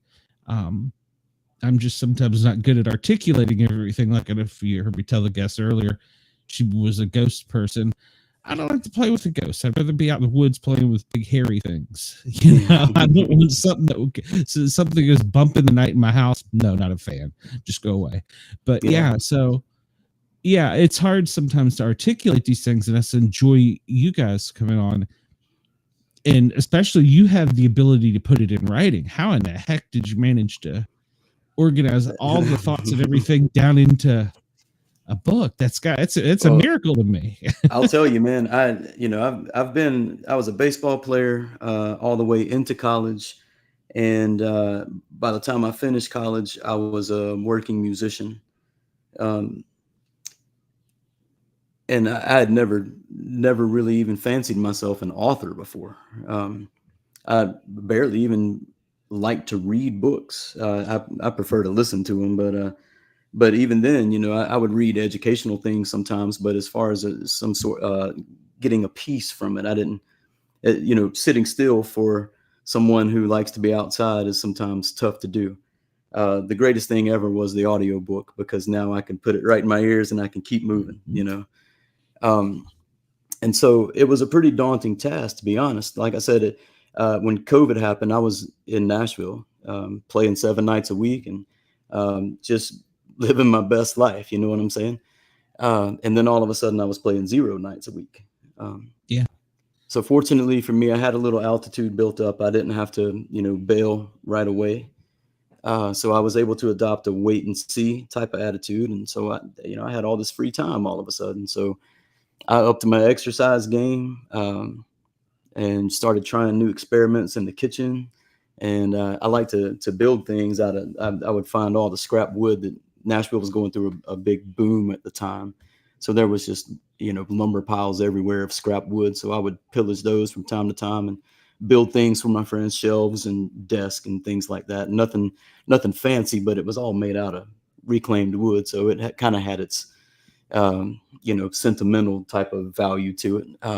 So I would do all those things. And then at night I would sit down and I would try to think about how to write a book. And finally I just decided maybe I'll define my goals, and then maybe I'll try to design an outline, and then I'll just sit down and go and see what happens. And so that's what I did. I sat down and kind of thought about what the overarching goals were. One was to write it in a language that, not a technical language. I didn't want to do a lot of research and use a lot of medical type terms or scientific studies or anything. I wanted to tell the story about how I'd come to this perspective, so that it would be digestible for more folks. Because I don't know about you, but I don't read scientific papers, No. And so I did that. So the length was another. I wanted to keep it short enough to digest. I didn't want it to be a chore to read for anyone. And there are a couple more goals that are escaping me now. But then I set out to make an outline, and I thought, what is it I'm trying to say? And that was easy to figure out, because it's the perspective that I live by, that I see the world through now. So that was pretty easy to articulate. And then I just kind of broke it down as to, I need to pick up the reader at the beginning, at the starting point, and then walk them through kind of the mind frame that I was in and the discoveries that I was having that led me to this revelation of, holy crap, I'm an animal. And then I thought it was important to me to express to the reader, whoever's reading the book, that, hey man, this is just the way that I have found to view the world that works best for me. You don't have, my objective isn't to club anyone over the head and make them think the way that I do. It's here's the light that I see through. If you want to borrow it, you're welcome to it. And then it's how do I show some examples of what I'm talking about, and how this helps me think about and get down to the bedrock of the problem, rather than just, curse at the symptoms everywhere. And one thing that it really, really helped me with was dating life. Nashville, is a small city, but it was growing pretty immensely. And the dating life and the culture of online dating was really taking hold while I was there. And, navigating these spaces for the first time, trying to do no damage to someone else or to myself. I'd had a pretty severe heartbreak in 2013. That was the first time for me. I didn't know, honestly, that it was real. I thought it was just weak. And then it happened to me. And I thought, holy crap, is this what this is about? So I was trying to avoid that, being very, very diligent and careful about how I navigated that world, so much so that it was borderline paralyzing for me. I didn't have a lot of success there for a couple of years in that world. And it wasn't until I had this revelation that I was able to see what was before me, not what I thought it should be or what I wished it would be, but what was actually there. It helps me to recognize the cues of attraction, and that allows me to be far more precise with the shots that I shoot, so to speak, as the kids would say these days. So it was important for me to try to show that light too. And so that was kind of how I took the book out. And then the last chapter is kind of reiterating the way that the perspective and how I see through it, and that it's just my obligation to share. That's the deal that I made with the universe, is I'm going to share this. It doesn't matter if someone, doesn't want to see it, refuses to see it, aggressively tries not to see it, whatever the case may be. It was just up to me to put it down and release it into the universe, and what, the universe will determine its ultimate value. Sure. Absolutely. I meant to ask also, were you a songwriter? Yeah, that was the main reason I moved to Nashville. When I graduated college, I was already a gigging musician, and my degree was in corporate finance, and so I actually had a job fall in my lap, and I went to work for an engineering firm for 3 years. Made some lifelong friends there, but music was still calling me, and the business was growing, and my band was growing. Sooner or later one had to give. So I was able to train my corporate replacement, and then I just hit the road full time. So I did that for a decade. Had some great times, made some great memories, but it had gotten a little bit old, always being gone. So I thought, how can I do this, but also settle down into a space? And Nashville seemed like the thing. So I was going to move up there and try to be the songwriter instead of having to run all over the Southeast, which is what we were doing at the time. And the cool thing about it is once I got there, I was able to see behind the curtain of the music industry. Before I got there, it was kind of still romantic. Here's this beautiful thing that goes on, and music means so much to me, and it always has. But we all tend to see it through rose-colored glasses. But I was kind of able to see behind the curtain, and the more network I developed, and the more things that I was privileged to work on, I got to see further and further behind the curtain. And sorry to say and happy to say, the romance kind of faded away, and I could see the industry for the industry at that point. Then COVID happened, and I knew inflation was on the way. So my grandfather was on his way out at that point. He died one day shy of his 91st birthday. Oh, wow. So my grandmother was here, and this side of my family lives very close down here, very tight knit family. And so it just seemed like the logical choice to, not only did I feel like I wanted to go home, but all the logic pointed to the same thing. And when the human and the animal shook hands on it, that's when I made my plans to move back home. And I got home just in time, got to say a proper goodbye to my grandfather, got to, help my grandmother lift the weight around here, and do all the man things, cut the grass and all that sort of stuff. And then my friend Larry called in 2022 and said, "Hey man, I need some help. Can you come help me keep the wheels on this bus?" And I tried to tell him no to start with, but then I thought about it. I thought, this is an opportunity. I have to go look at this.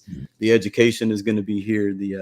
This is the most pro level that you can, it's the smaller end of the proest level, but it is the proest level. So even further view behind the curtain of the music industry. So, but it's been quite the adventure, man.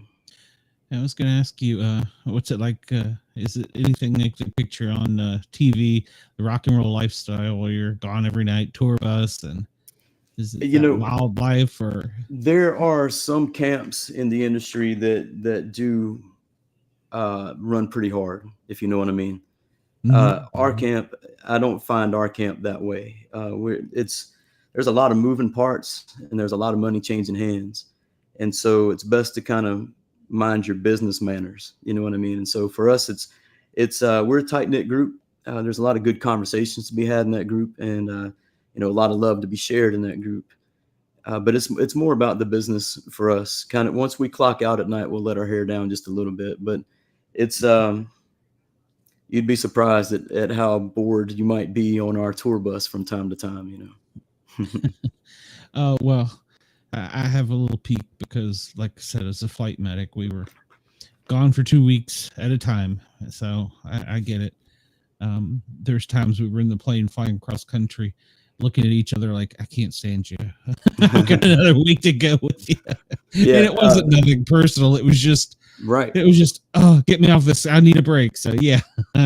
We're pretty fortunate that we have bunks in the tour bus, and these are, I call it my coffin. It's a little bitty, it's about 6 feet by 2 feet, something like that. But there's something about the curtain. As you draw that curtain, you are in a world of your own. So if you need to get away from the crew, if you need some alone time or, some time to decompress, you can.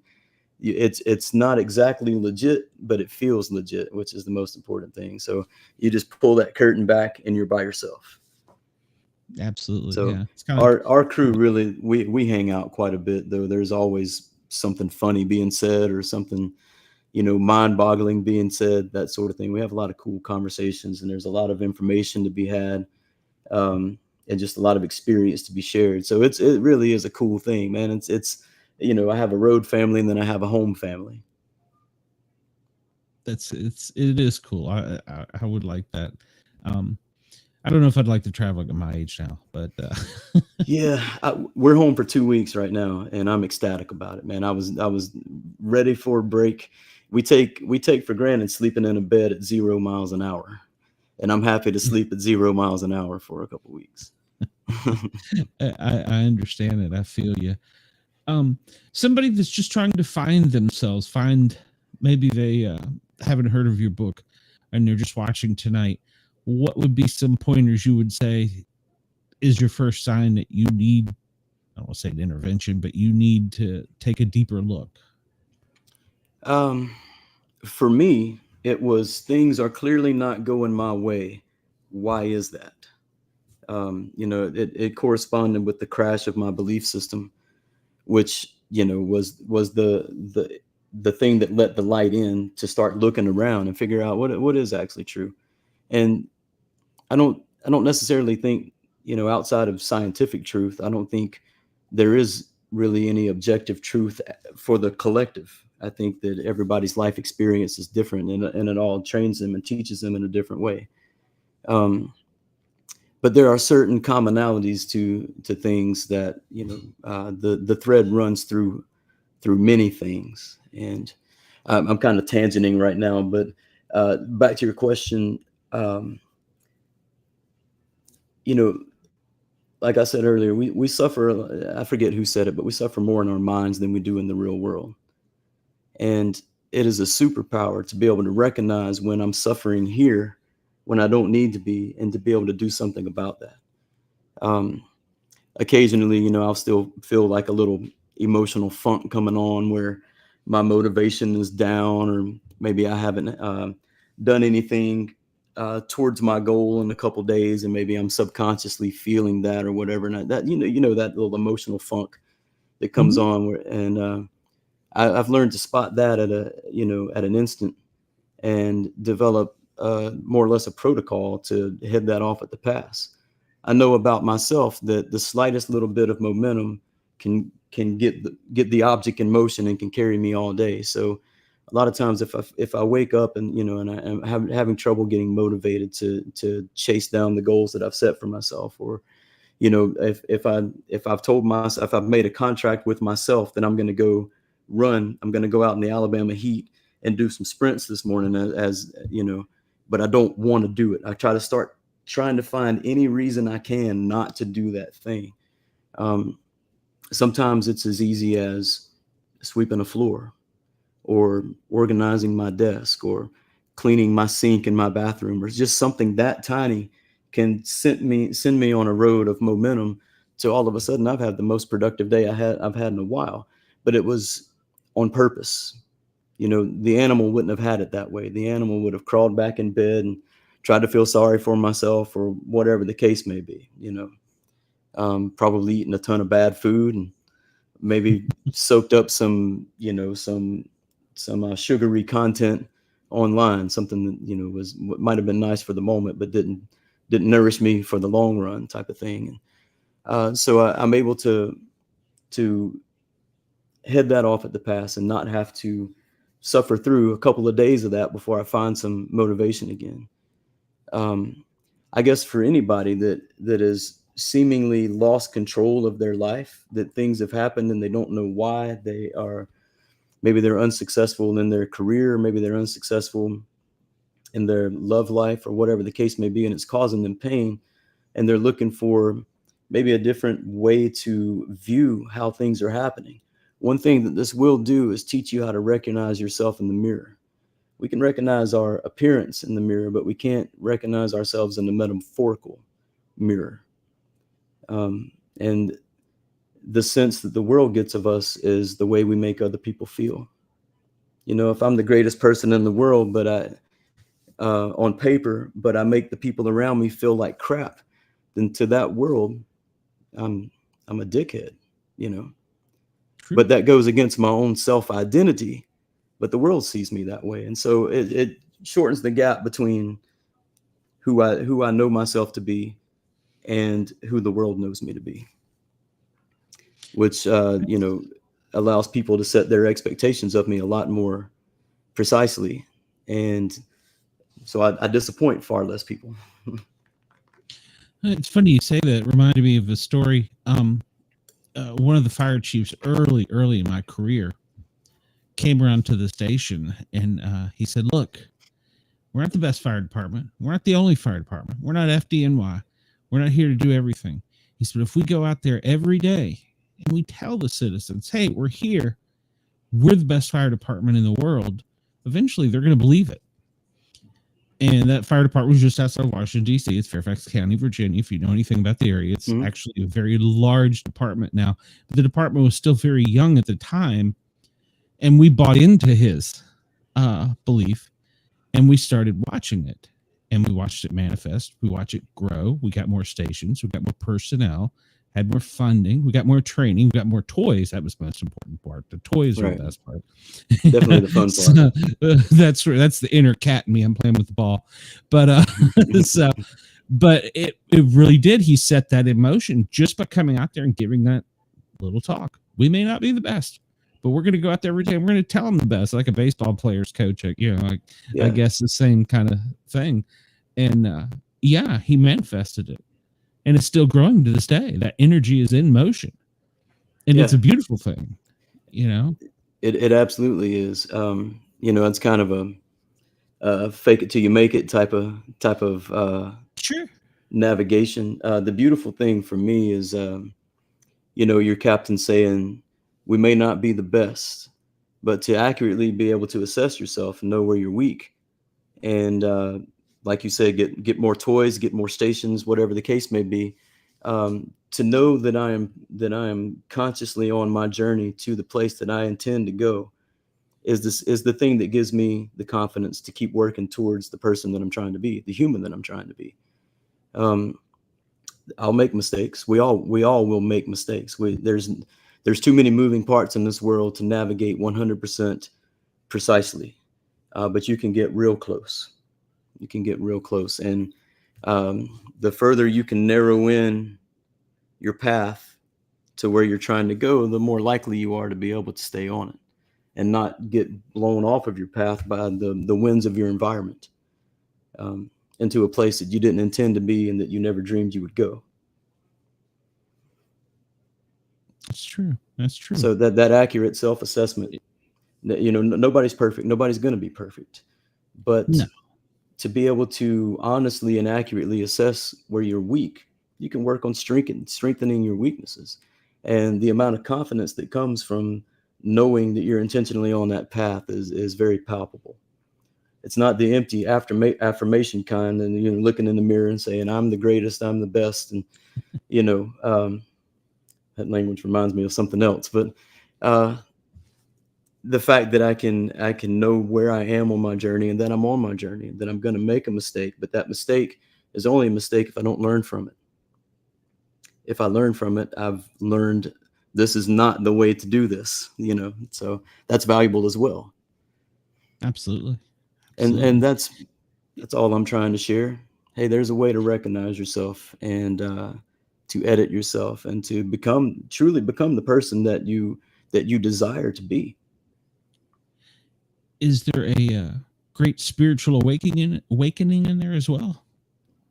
Whether or not it's spiritual, I'm not sure. I think if it's not spiritual, it's akin to spirituality. I'm not real sure. That's a good question. I've never really thought about. I guess it's more of a conscious awakening, to be aware that I'm an animal operating in an environment, and that environment's going to have different rewards it presents. It's going to have different threats that it presents. I need to know which of these rewards are worth chasing.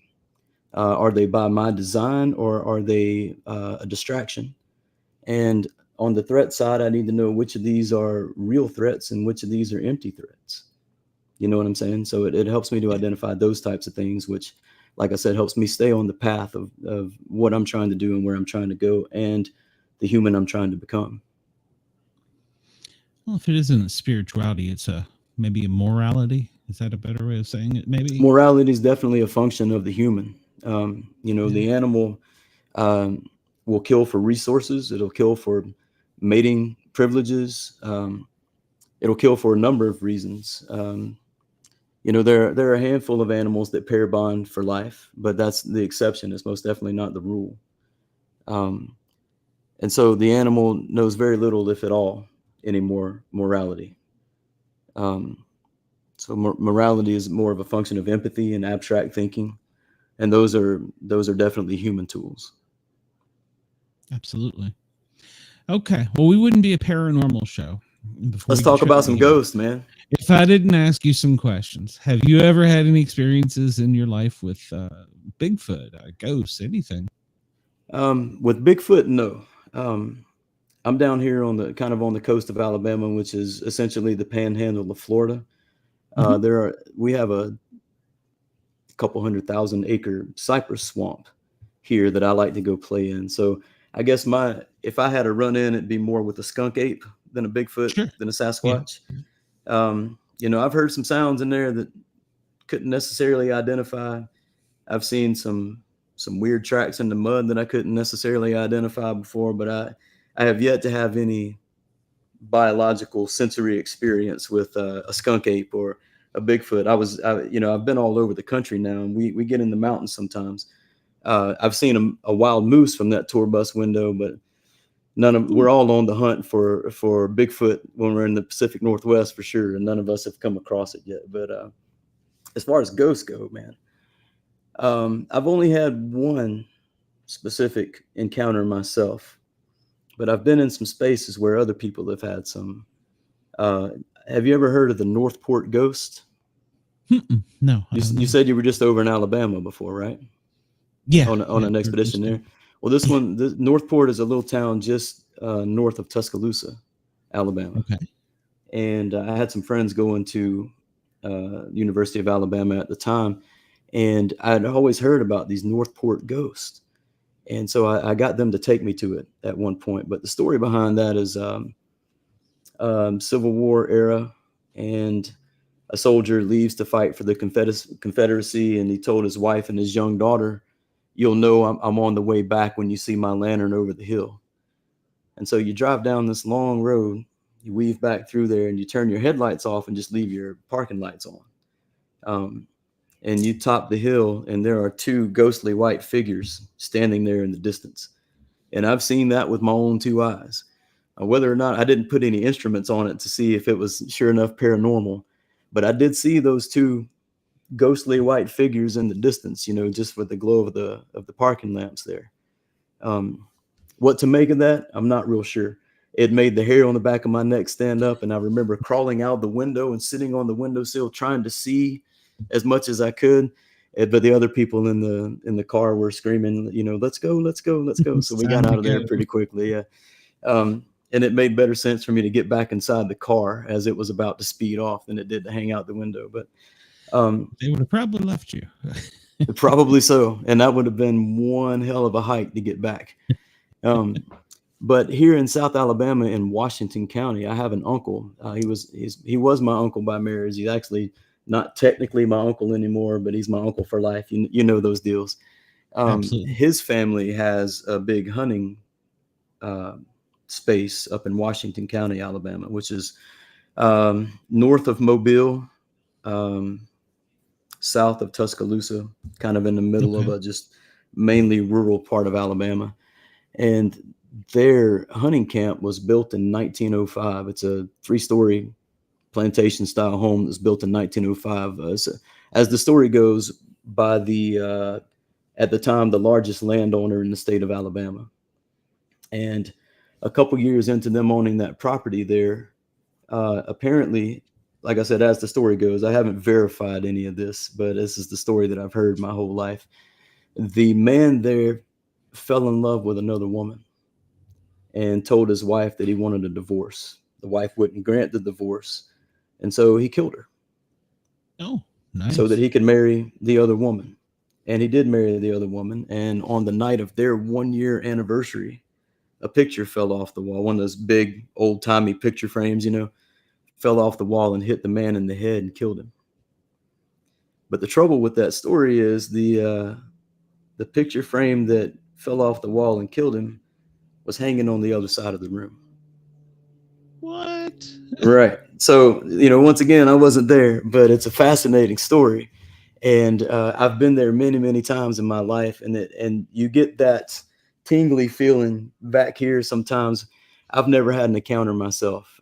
There's been others of my family that have heard, some disembodied footsteps and all these things. But I try as I might, man, I've never had an encounter myself. Well, you might consider yourself lucky. So, and I have a couple of friends. Let me tell you this real quick. Common Soul said, I've seen something in the 60s. I'm not that old. Yeah. Go ahead. I'm sorry, Leslie. I have a couple of friends around that are paranormal investigators. And I tell them all the time, man, I want to go with you. I want to go with you because I'm fascinated by ghosts. I don't make any claims to whether they do or whether they don't exist, but I'm fascinated by the possibility that they do. And we live close to a lot of historical sites. In that cypress swamp, that delta that I was telling you about. So 5 rivers flow down the state of Alabama, flow into Mobile Bay that empties into the Gulf, and those 5 rivers make a substantial delta system that we are fortunate enough to get to play in here. And in that system, there's an island called Mound Island. And this island has 13 different Indian mounds on it, from the Creek Indian mounds from the 1100s to the 1600s is when they occupied the space. And man, I have gone to those. I've seen them as a kid. I've seen them as an adult, and it is a fascinating place, man. If you zen out hard enough, you can time travel. You know what I'm saying? So there's that place that I would love for, my investigator friends to go to. We're also very close to, so Dauphin Island is a kind of a barrier island off of the coast of Alabama there. So on Dauphin Island, there's really, oh, that's cool. Yeah. There's Fort Gaines there on the east side of the island, I think. And then on the Gulf Shore side of Mobile Bay is Fort Mims. No, Fort Mims is north of us. Fort Morgan, sorry. So you got Fort Gaines on one side, Fort Morgan on the other side. And, those were Civil War hotspots. There's a lot of Civil War relics in the area. I've had friends that have found cannonballs with their musket balls, belt buckles, all, you name it, they've found it with their metal detectors once upon a time here in southern Alabama. So I'm surrounded by it, man. I just, like I said, try as I might, I've never been able to capture one with my eyes or my ears or an instrument or anything. So maybe one day. One day. You know what? Who knows? Maybe our inner animals are the ones that are actually trapped on this side, and us, if we're good people, or bad people, go somewhere else. We don't know. So yeah. Who knows? That's a good point, man. Would it be the human, or would it be the animal? Would it be the consciousness, or would it be the being? I'm not sure. Deserves some thought, man. It does. Is your book available on audio? You talked about audio. Yeah, it's on Audible and it's on Amazon. I got it right here. Let me show you a picture of it. That's what the cover looks like. I got to get the book. I'm sorry, I haven't got it yet. So I gotta get the I book. did. Fortunately, with my musical background, that was a good crossroads between developing an audiobook and having quite a bit of recording experience. I had never tried to record dialogue before, but I'd recorded quite a bit of music at that point, and so I So to be clear, tracked it. you did read it? I did You read it. did read it? Not Awesome. only did I read it, but I also engineered it, and I had a friend of mine actually do the mastering part of it for me. My friend Steven, who's my tech guru and one of my best friends in this entire world, and he was able to do the mastering part of it for me and help me do a few other things to get it released. I had a buddy of mine that's he's actually one of Larry's content photographers and also Morgan Wallen's content photographer. Matt Paskert helped me do a couple of the technical arranging things as I was getting ready to release it. So I owe a great deal of gratitude to those two guys for helping me remove an obstacle from the path. But it's been a labor of purpose for sure, man, because it was not an easy thing to do. I understand why people don't write books all the time, Yeah, I was gonna say I can't imagine. I mean, to me, it's hard to put together 2 or 3 paragraphs to come up with a show description sometimes. Yeah. So, well, fortunately, man, I really did. I had something that I was trying to convey, and so that took care of part of that for me. Good. Do you think you got any more books in you? I think so. That part of being a kind of creative person is I can't shut that creative valve off. So I have a script that I intend to write at some point, or I intend to write it. Whether or not I ever get it written is another story. But I have several chapters kind of outlined for a follow-up to this, to kind of shine this light in some other particular areas. But it was important for me to get this one to take flight first before I walled myself off and started working on book number 2. Yeah, I would think being an author would be lonely because you're trapped in an office just banging away on a keyboard. So yeah, you've got to enjoy solitude. You've got to have a bit of an introvert in you. I spend my time in front of people and on stage and that sort of thing. And I enjoy that. I enjoy an extroverted life, but if I'm going to recharge my batteries, I have to do that by myself. And so you have to kind of revel in an amount of solitude that would break most people. Yeah.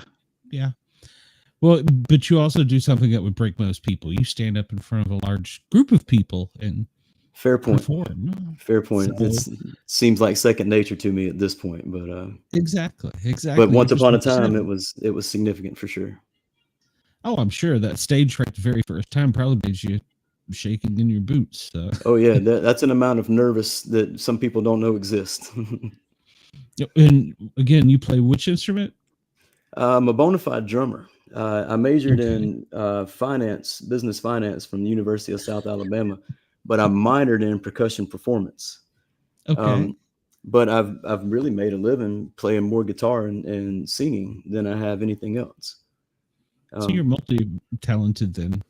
Jack of all trades, master of none. It's basically what it boils down to. Aren't we all? That's awesome. I would love to learn to play the drum. I would love to learn how to play the guitar. So, and I cannot imagine doing it in front of hundreds or thousands. I don't know. What's your largest crowd you performed in front of? The largest one I performed in front of was about 5,000 people. So with Larry's crew, I'm more on the management side. I'm not actually I get up and sing with them occasionally on a rare occasion. But for the most part, I'm in the shadows, doing my best to make sure everything goes smoothly. Gotcha. Well, that's still though, you have the I do walk out and hand him a tuned guitar every now and then. And so I technically I get on stage in front of, I guess our largest crowd has been roughly 20,000 people. Holy cow. So I've been on stage in front of 20,000 people. I just didn't perform any music in front of 20,000. But well, hey, with my podcast, you've had 20. So hey. Well, that's 20 more than I had before. So well, I want to thank you for coming on. No, man. The pleasure's mine, man. Thank you for having me. Yeah, I need it. We'll hook up after the show somewhere, and I need to get a copy of it. I'd like an autographed copy from you. So Yeah, man, I'll do my best to make that happen. That would make it more personal for me, and that to me is intent. But aside from me, where can everybody else get your book and your Audible? All you have to do is search for Tracking Our Inner Animal on Audible or Amazon. It should pop right up. I do have I'm building a human animal theory Instagram page that they're welcome to come join there. I'm going to build that page and hopefully build that community so we can talk more in depth about this idea of the human and the animal. My personal Instagram page is the Honky Tonk Alternative. I got that name in Nashville, Tennessee. So we can connect there. Human Animal Theory is the other Instagram page that I've just started building. Hopefully we'll finish building that out or get the platform down in the near future. Eventually there's going to be a YouTube channel as well. It's just managing all these moving parts right now is a bit much. And so hope that's in the works for the future.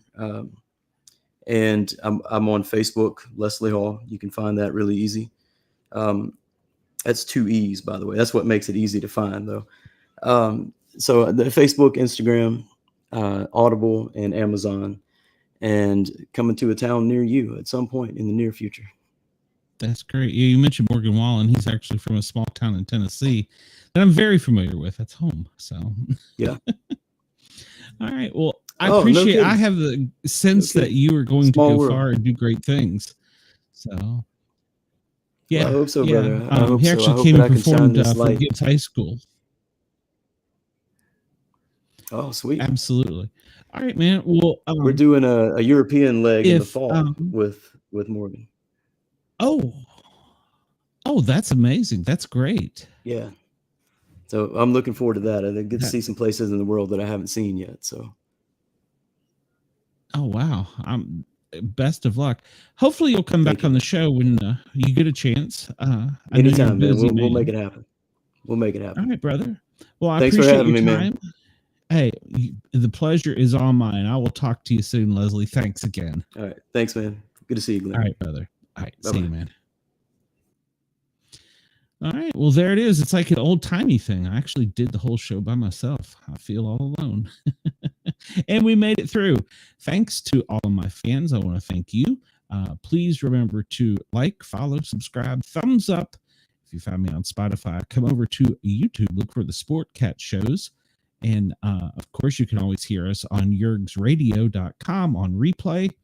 And you can also catch me spinning some records on the Thin Line Rock Station Tuesdays and Thursdays, noon until 4, and then 6 until midnight. No, 11 on Friday nights. I'm doing the Flashback Fridays. So I'm doing some oldies, some 80s, and some, they say oldies is 90s. I don't consider that oldies, but we're having a good time over there. So join me at the Thin Line Rock Station. Also, I have other shows on YouTube. Friday night, we're reviewing Police Week. It was just National Police Week, so we have 2 people coming on the show to talk about that. And I'm not quite sure what the ladies have lined up for the weekend for Misfits. So stay tuned for that. But until next time, ladies and gentlemen, thank you. As always, I appreciate everything you do for us. Please, like I said, remember to thumbs up, like, follow, share, subscribe, all that good stuff, and tell your friends about us. And if you're interested in coming on the show, drop me a note, sportcat@protonmail.com. I would love to have you on. And until next time, ladies and gentlemen, thank you very much.